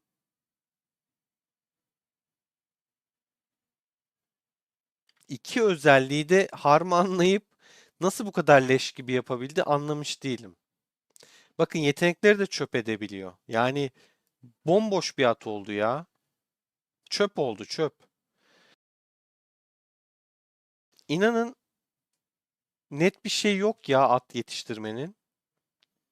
Çöpe attı. İki tane baba yeteneği hani şey de diyemiyorum. İki tane yetenek birleştiriyorsunuz arkadaşlar. O yetenek en azından biri yok olsa da kesinlikle yükselecek de diyemiyorum. Gözünüzün önünde işte çöp etti yani. Hani bu ne abi? Mahvetti ya. Atı mahvetti. Çok saçma bir at çıktı. İki uysalı birleştiriyorum. Sarı çıkma ihtimali %10 ve özelliğe bakın kırmızı oldu bir anda. Bakın genel hasarı azaltıyor. Yüzük gibi. Çok güzel bir özellik verdi. İki tane beyazdan şimdi de sağlam bir özellik verdi. Hani süreli değil. Hasarı 3.5 azaltacak. Birliğe saldırırken tabii kaleye vesaire değil. Ya da içtimada değil. Geçiyorum bu konuyu çünkü tamamen şans işi arkadaşlar. İnanın bir kesinlik yok. Çok aradım. Aklınıza bir şey geliyorsa yazın, deneyelim. Kapanmadan test server'ı. Çünkü 23'ünde falan 3 gün var galiba kapanmasına. Maile bakmam lazım. Şimdi geldik eşyalara, süsleme dediği şeye.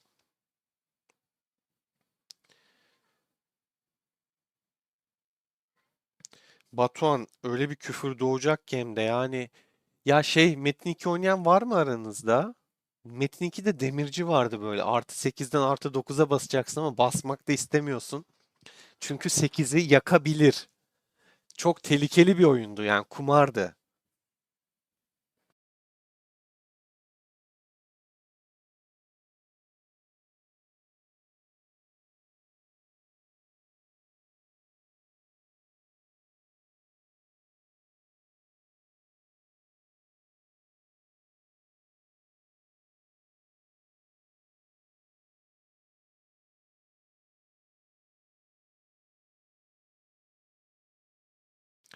Ya bana resmen onu hatırlattı. Böyle kumar ya basıyorsun ama ne olacağını bilmiyorsun. Sana harika bir at da verebilir ya da her şeyini çöp edip yok edebilir yani. Çok riskli. Bazı mavi atların da öyle bir buff'ı geliyor ki yani gerçekten Morat gibi. Tamam belki şeyi yok, yeteneği yok ama bak göstereyim. Ya tabii ki şimdi şunun verdiği stratejiyi, şunun verdiği kudreti hepsi vermiyor. O ayrı maviler ama kritik vuruş hasarı %6. Yani güzel bir özellik. Aktif beceri hasarı 4.4.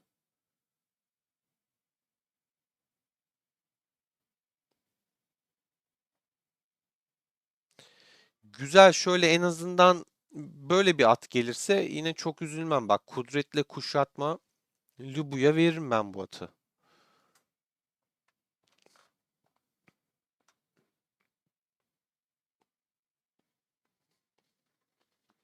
Öf öf mesela bak şu strateji olmasa kudret olsa ver kirosuna vursun yani.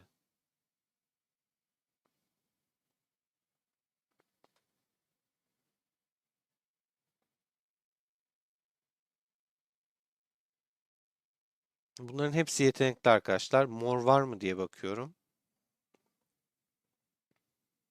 Hep mavi ve beyaz. Mor var.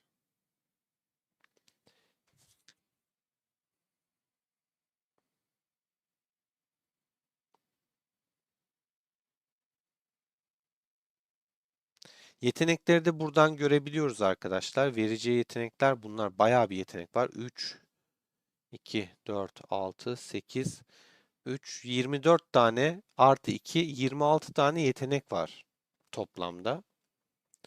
Her birine oturup böyle bakamayayım. Okuyamam. Az önce kılıç kesiciyi gördük. İkinci vuruştan alınan hasarı azaltıyormuş. İşte cesaret, pasif beceri, kudret hasarını arttırıyormuş falan. Bilginiz olsun. Şimdi süslemeye geçelim.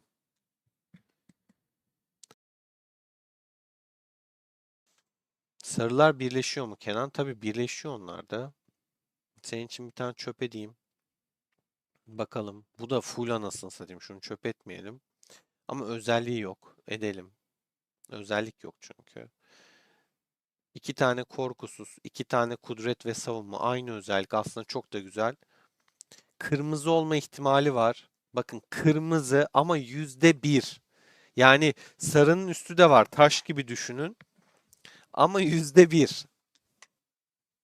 Sizce kırmızı olur mu? Bu yayında ilk kırmızı atı elde eder miyiz? Bilmiyorum gerçi kırmızı at yapan oldu mu hiç?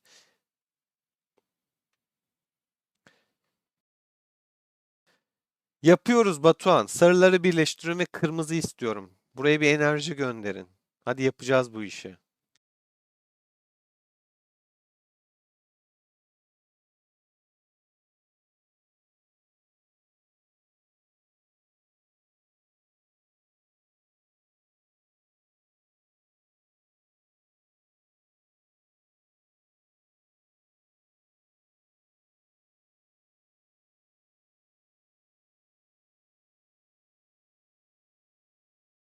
Basıyorum.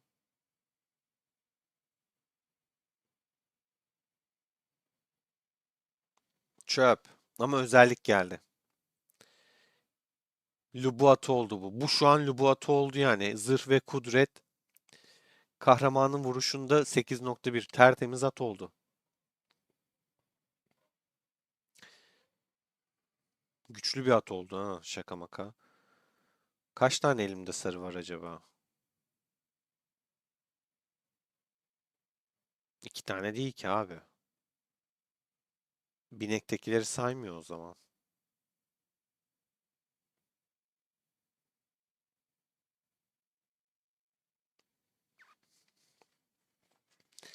Ya kırmızı yapar mıyız? Bak şu an aklıma girdin, kanıma girdin. Kırmızı yapasım geliyor. Ama elimde yeterince sarı yok ki.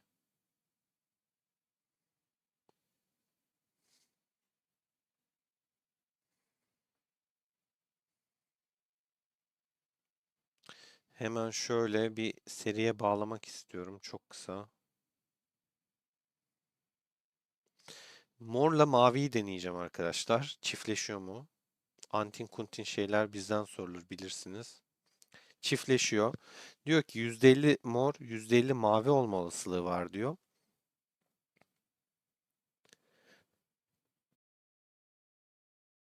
Yani morun yanmış oluyor. Sarı olma ihtimali yok. Geçiyorum. Ama hadi açmışken bir çiftleştirelim ne çıkacak? Mavi mi olacak, mor mu? Mor oldu. Yarı yarıya.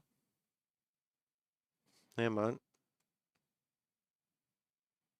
iki özellikle abi geç bunu. Harcamayacağım. Tırtlardan bir harcayalım.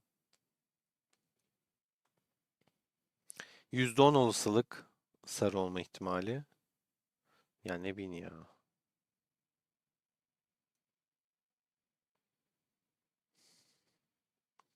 Adem şanslıydı bu konuda. Adem neyle neyi çiftleştirelim? Sarı yapalım.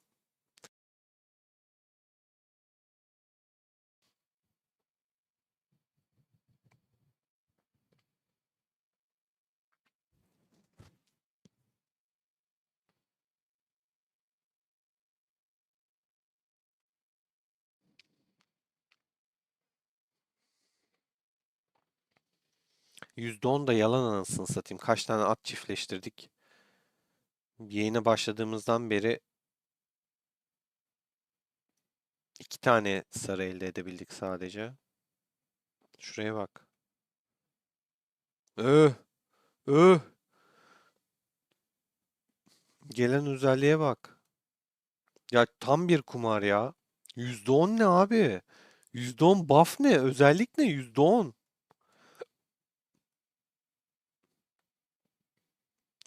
Adam sana %10 veriyor ya.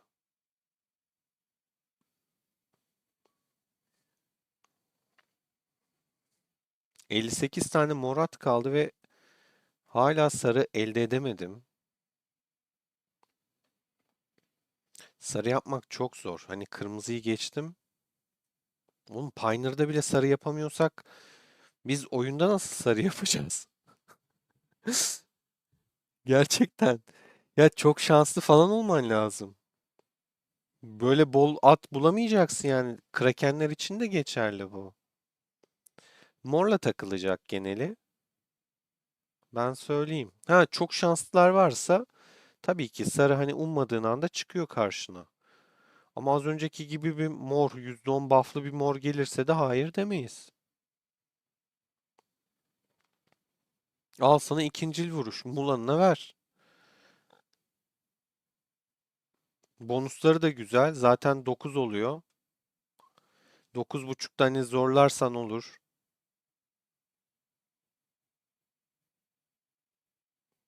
Gördüğünüz gibi sarı yani korkunç.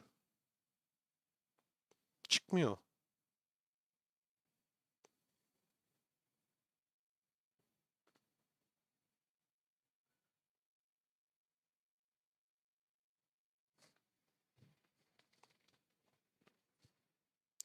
Toplu birleştirme nerede burada? Şurada.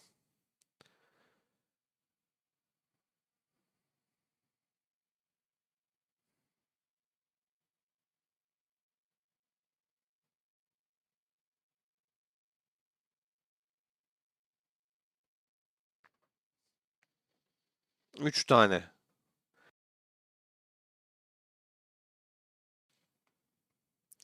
3 tane elde ettik. Arkadaşlar 80 küsür mordan 3 tane şey elde edebildik ancak. Sarılara yetiştirelim. Kırmızı çıkacak mı? %1.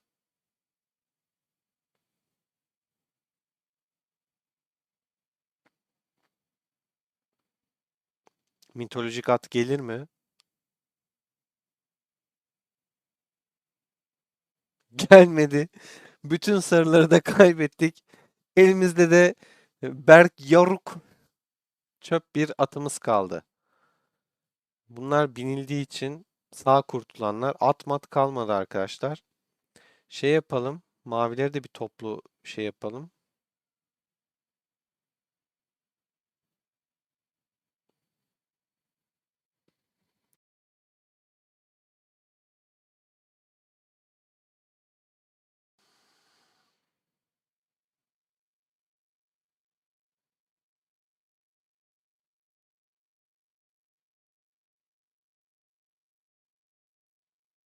Özellik falan istemiyorum. İki tanecik sarı yaptı.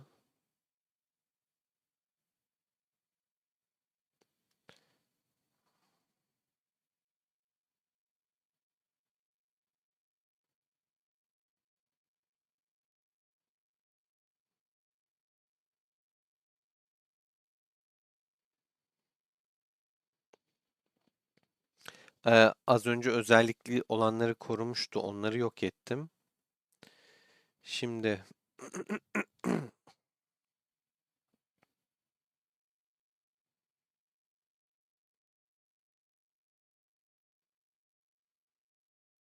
sarı çok zor ya.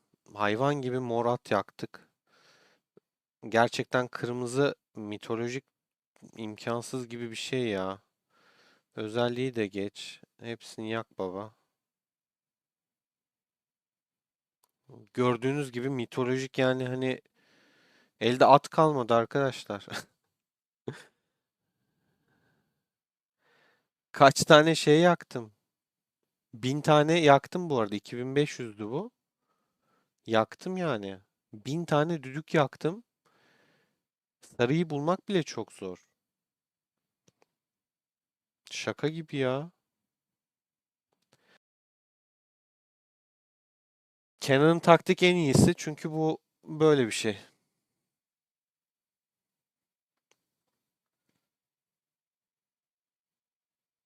Ama tabii ki Alican'ın dediği de doğru. Hepsini kişnetirseniz elde at kalmaz. O yüzden bineceklerinizi tutun arkadaşlar. Ben kırmızıya mitolojiye taktım. Şu düdüğü 1000'e düşüreceğim arkadaşlar. 320 tane daha çevirme yapacağım. Sonra süse geçeceğim. Bir mitolojik bulur muyuz? Mitolojinin özelliği ne? Nasıl bir şey? Böyle mutasyonlu bir şey falan mı veriyor, gösteriyor yoksa yine böyle at mı gösterecek yoksa böyle çok güzel zırhlar falan mı gösterecek? Mesela şunun görünümü kaliteli.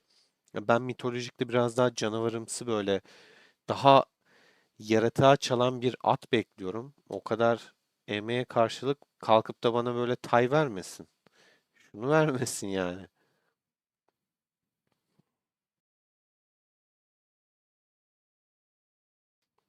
Mitolojik diyor yani sonuçta.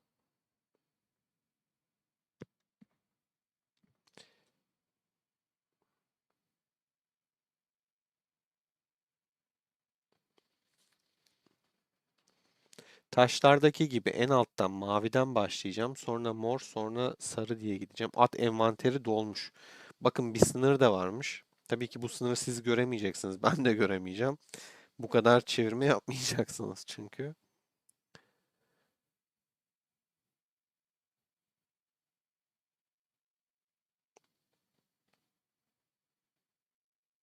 İçgörü puanları da kasıp duruyoruz. Ben sana bunları da birleştir dedim. Niye tutuyorsun abisi? Hasta mısın ya?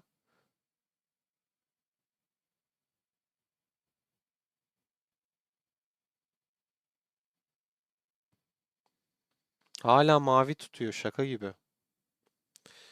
Tam çalışmıyor. Buradan hepsini yok ettiğim halde şöyle bir şey yapayım. Sanki barış koruyucu gelecekmiş gibi. Bak hala tutuyor görüyor musun? Ama özellik de özellik yani. Neyse nadirlere geçeyim.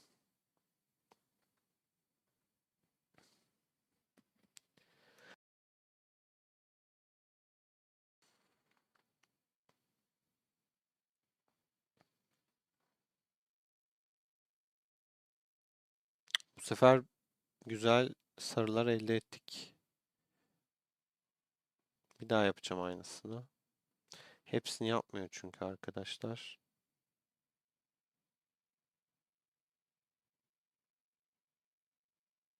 Hayret.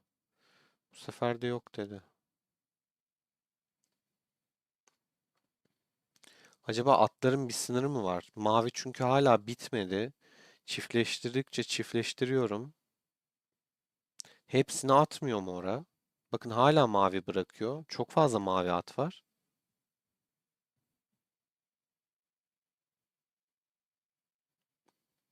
Özellik de istemiyorum ben abi. Hepsini birleştir.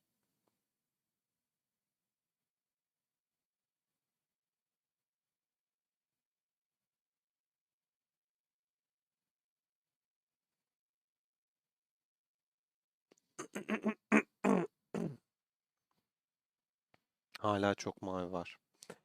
O da şeyden oluyor bu arada. Mavi ile maviyi çiftleştiriyorum. Yine mavi elde ediyorum. O yüzden bitmiyor. O kadar leş bir oranı var ki yani hala mavi çiftleşebiliyor. Bari maviyle maviyi yaparken hani hepsi destansı olsaydı. Bak yine mavi verdi yani. Çöp yemin ederim çöp. Çok kumar ya.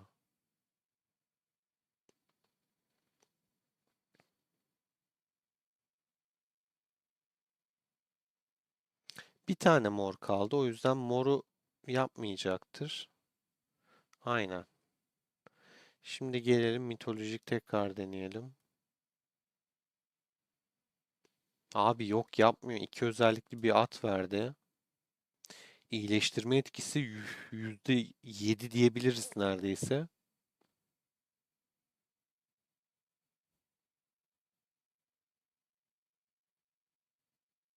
Ya bunu da tam böyle arkadaki kahramana ver. Seni korusun ömür boyu.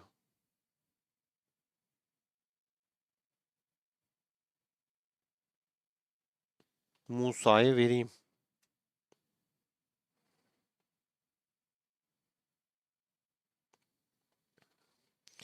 Şimdi ben şu şeye mitolojik yapmak konusuna taktım. Ama bine düşüreceğim demiştim. O yüzden gidiyorum daha aşağıya. Mitolojik olmayacak gibi arkadaşlar. Adı gibi biraz efsane kalacak galiba. Çok ciddi paralar dökmek gerekebilir ya da böyle hakikaten orada dediği %1'lik şansa sahip olmanız gerekiyor. Yoksa çok zor. Bu ne abi? Kaç tane at yaktık yani? Şu an 2000 tane at yaktık. Her düdük bir at.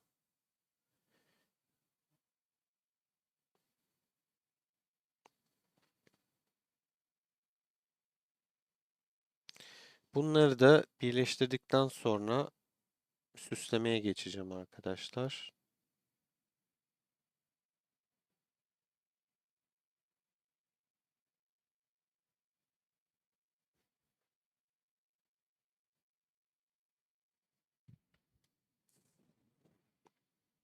Öh, 10,58 verdi tek başına. Abi şuna bakar mısın?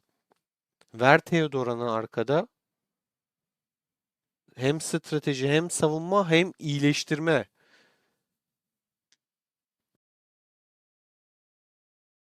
Ya işte şans onu diyorum ya. Mesela bu da sarı boş at mı bu mu? Ben bunu isterim abi.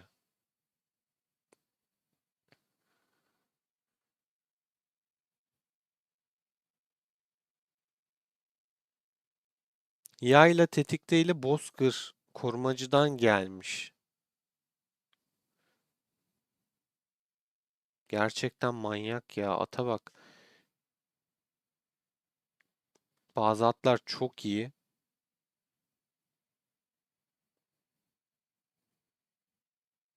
Şunları bitireyim. Enerjim de bitiyor. Halim de kalmıyor arkadaşlar. Evet, nadirler bitmiş. Destansıya geçiyorum.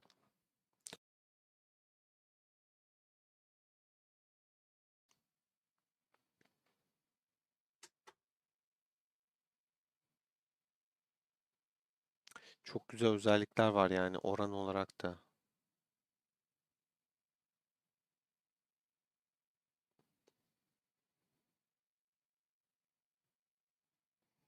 Evet, bitti. Bakalım mitolojik çıkacak mı? Yine çıkmadı arkadaşlar. Evet, mitolojik gördüğünüz gibi 2200-2500 düdük yaktım. Yok bana mısın demiyor yani. Mitolojik yapan varsa bu oyunda ya aşırı şanslıdır ya da milyonlar harcamıştır.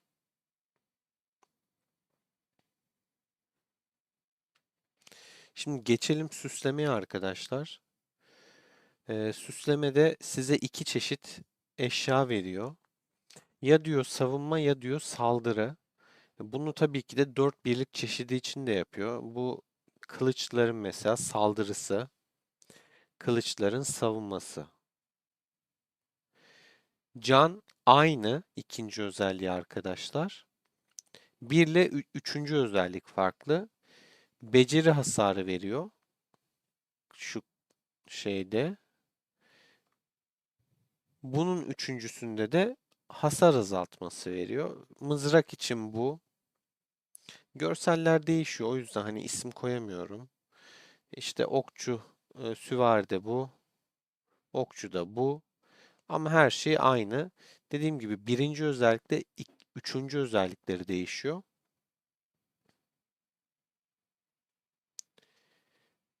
Bunu da az önce size zaten çöldeki ödülleri gösterdim. Çöldeki ödüllerden kazanıyorsunuz.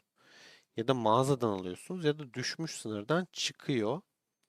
Ama rakamları çok komik. Ee, Üretmek için 10 tane istiyor. Mesela bir tane üretelim. Süvari için üretelim. Burada da şöyle bir oyun hırboluk yapmış. Kötüye kötü diyeceğiz yani. Olumsuz olumsuz diyeceğiz. Arkadaşlar, her bastığınızda yükselmeyebiliyor. Yükselmeyi geçtim. Şöyle yapalım. Üretelim. Tamam. 3 tane yeter. 3 kahraman için. Bakın. Bunu kuşatalım mesela.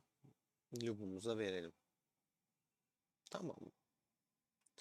Güçlendirme diyorsunuz. Bunu güçlendirmek için gereken madde de bu. Yine gösterdim. Bunu da etkinliklerden alıyorsunuz. Ham demir, çöl, mağaza, düşmüş sınır. Ama çölle düşmüş sınırda verdiği şeyler çöp.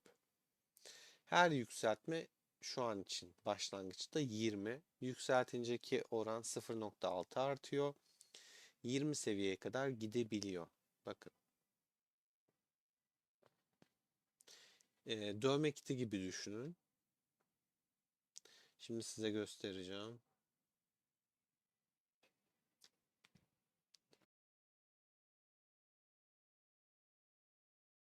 İkinci seviyede atıyorum magma kristali gibi bir şey diyelim buna da. Rafine demir. Bu da aynı şekilde etkinliklerden, ıssız çölden ve mağazadan alınıyor ama yine çok komik miktarlarda alınıyor. Açtınız. Yine dövme kitiyle devam ediyorsunuz gibi düşünün. Burada da yine isteyecek bir materyal. İkinci seviyenin sonuna geldik. 3'e geçiriyoruz. Tamam mı? Yine istedi bizden şeyini, demirini. Yine aynı şekilde yükseltiyorsunuz arkadaşlar seviye seviye. 60 full teçhizat gibi. Mor teçhizatların da 60. seviyesi full. Sarılarda 80. Belki ileride bunu da o yüzden eklemeler gelebilir. Fullledik. Bitti mi? Hayır, bitmedi. Bunların arkadaşlar nitelikleri dağıt dediği özelliğini yükseltme ihtimaliniz var. Bakın. Burada işte oyun hırboluğa kaçtığı noktaya değiniyoruz. Şimdi buna birinci kademe ihtimali %100 arttıracağım diyor. Bakın. Teçhizat gibi mavi, mor, sarı bir de artık işte mitolojik diyebiliriz buna. Hani efsaneviden sonra hep mitolojik deniyor oyunda. Mitolojik diyebiliriz. Bunu yapmak yine imkansız. Sebebini göstereceğim birazdan. Çok saçma. Yani ne istiyor bu oyun anlamış değilim. Şuralar bile biraz zor. Geleceğiz şimdi. Teçhizatımızı nasıl geliştireceğiz? %65 ihtimalle bu teçhizatın özelliği de beceri hasarını 3 saniye boyunca 1,32 arttırıyor. İstediğim materyal kalsedon. Bu da yine çöl ve mağaza ama verdiği miktar yani oyundaki ıssız çöldeki etkinlikteki çöp. Ha üstüne bir de tabii ki ham demiriniz de olacak. Ya sizi paso nasıl alınır ya? Şuraya yönlendiriyor. Açık ve net. Buraya yönlendiriyor. Git diyor. Affedersiniz tiktir git mağazaya uğra paranı bayıl al diyor. Çünkü etkinliklerden çok komik miktarda veriyor. Ve şimdi geliyoruz Hinli'ye. Basılı tutuyorsunuz arkadaşlar. Bir kere basmak yetmiyor. Bir arttırdık farkında mısınız? Bakın bir tane arttı 2,4. Ne oldu? 2,76. Bir şey dikkatinizi çekti mi?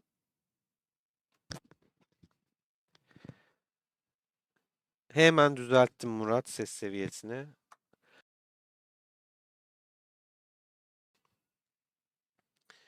Arkadaşlar kademe değeri ihtimalini görüyor musunuz? %70'e düştü %100'den. Ben buna bastığımda %30 ihtimalle artmayabilir. Sadece artmamasını geçtim.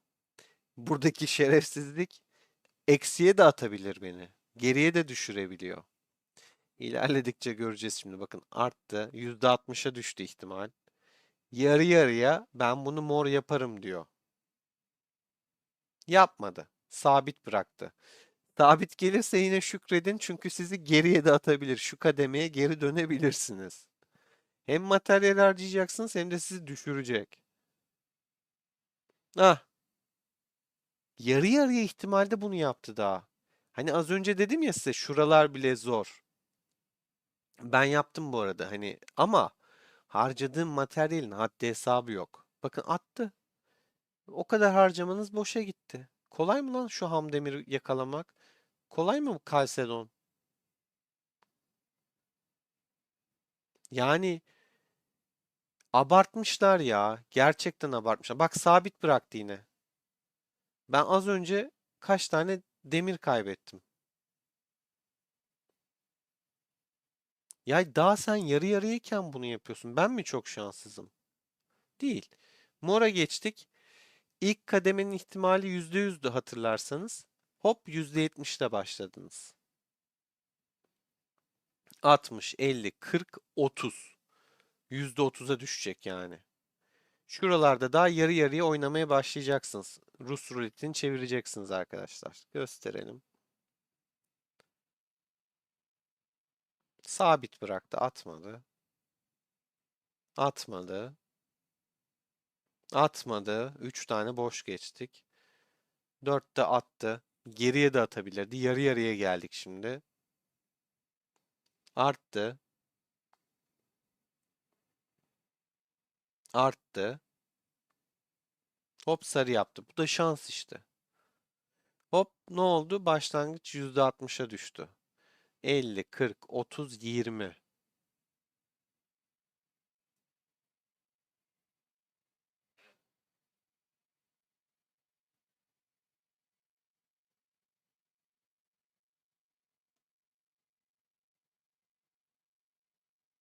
İstediği materyal hep aynı oranda bu arada. O değişmiyor.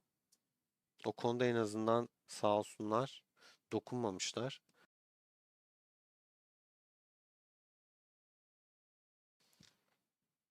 Böyle git gel oyunu oynayacaksınız arkadaşlar.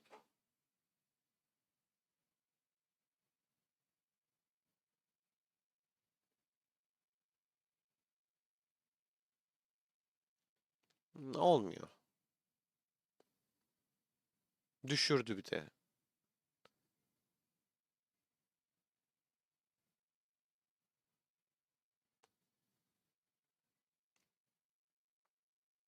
Düşürdü, yükseltti.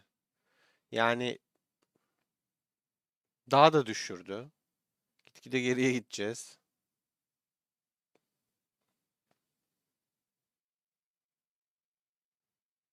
Buradan çıkmak çok zor. %20'lik şans gelirse ya da böyle sürekli geriye de atabiliyor. Bakın harcadığımız materyali görüyor musunuz şu an? Çıkamıyorum. Sarının da başladığım noktasına dönmek üzereyim. O kadar materyal harcamaya.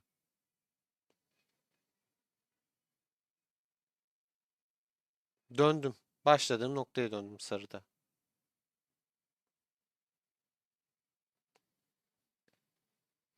Yani ben beğenmedim. Binek sistemini de beğenmedim. Çok para tuzağı olarak buluyorum. Bunların hepsini. Adamlar arka planda böyle biraz oyunu nasıl kolaylaştıralım ya da işte ücretsiz oynayanlara ya da az yatırım yapanlara nasıl kolaylık sağlayalım değil de milletin cebinden krakenleri nasıl daha çok soyalım, nasıl onların daha çok rekabetini arttıralım diye düşündüklerini falan inanıyorum. Bu kadar saçma bir sistem olamaz yani. Burada sabaha kadar oynuyorsunuz işte böyle. Kaç tane çevirdim yani Allah bilir. Bu şekilde arkadaşlar. Bunu da yapıp bırakacağım. Bu nitelikleri dağıtmada böyleydi. Özel etkisi işte o nitelikleri dağıttığımızda gördüğümüz bu son hali şu şekilde. Burada da bu var. Ben beğenmedim genel hatlarıyla. Bunun içinde çok erken buluyorum. Birçok insanın daha bitirmediği birçok şey varken piyasaya bunu sürmesi tamamen zenginin cebinden parayı nasıl kopartırız kafası. Başka hiçbir şey değil. Sizin yorumlarınız nedir? Hani siz nasıl buldunuz? Sizler de paylaşın lütfen. Hani belki biraz olumlu düşünen varsa kafamızı, aklımızı rahatlatacak. Sevinirim. Çünkü ben beğenmedim. O kadar yetiştirmeye de araştırmanın bir tanesini fullleyebildik. Hatta fullleyemedik. Burada 3 tane eksik var. Ee, Yani bunu da yapmak zor. Zaten bir zahmet yapmasınlar. Krakenler alır başını gider yani. Atıyla gelir. Bir tane Lubus'u senin 4 tane birliğini keser gider. Öyle söyleyeyim. Ya da bir tane Kiros'u senin bütün birliğini keser gider yani. O kadar saçma bir seviyeye çıkartmışlar oyunu. Ben bu gelişim için çok erken buldum. Bu kadar saçmalık olamaz yani. Gerçekten çok saçmalamışlar. Verdiği ödülleri de gösterdim zaten size. Tekrar göstereyim. Çok komik miktarlarda göktaşı çeliği falan veriyor. İşte demir. Zaten bir tane basmada 150 tane falan istiyor. Size burada 80 tane, 100 tane falan veriyor. Çok komik rakamlar. Ödüller de tırt. Birer tane falan yani böyle hani çok aşırı saçma buldum. Beğenmedim o yüzden genel hatlarıyla. Bakın demiri bile ne kadar az veriyor size ki birinciye verdiği bu kişisel tabloda. Yoksa bir tane alacaksınız o da 200'e girerseniz. İlk 200'e girerseniz ve burada bahsettiğimiz 4 krallıktan bahsediyoruz. 4 krallık arkadaşlar. 4 krallıkta ilk 200'e girmek ne demek? Ve artık bir tane krallıkta İlk onu zaten 100 milyon üstü oyuncu. 4 krallık demek artı 40 kişinin 100 milyon üstü oyuncu olması. Demek ki şurayı unutun. Bu miktar ne ya? Dalga mı geçiyorsun abi? İttifak olarak düşündüğünüzde ilk ona gireceksiniz ki bir tane flüt alın, düdük alın. Bakın yine üstünü çiziyorum. 4 tane krallık yarışacak.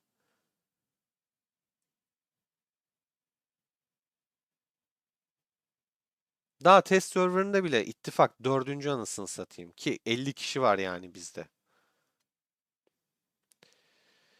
Bunlar da zaten yine komik ödüller.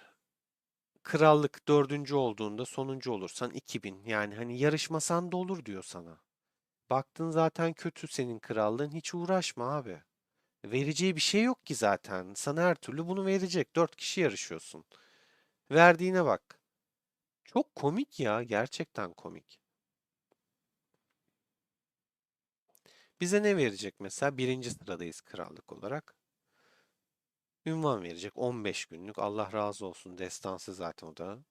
Mitolojik falan bir şey değil. 5K imparatorluk parası ki her hafta şeyden daha fazla alıyorsun.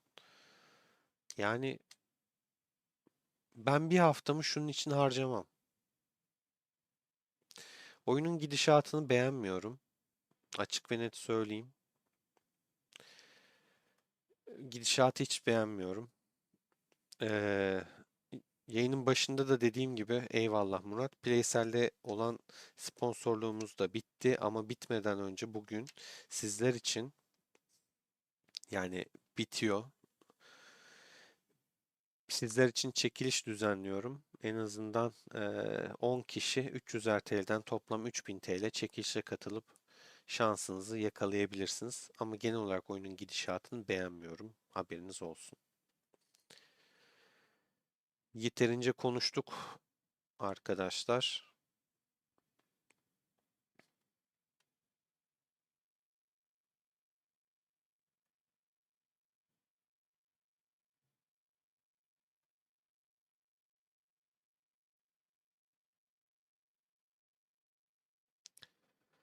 Benden bugünlük bu kadar. Kendinize iyi bakın. Hoşça kalın. Yorumlarda buluşalım.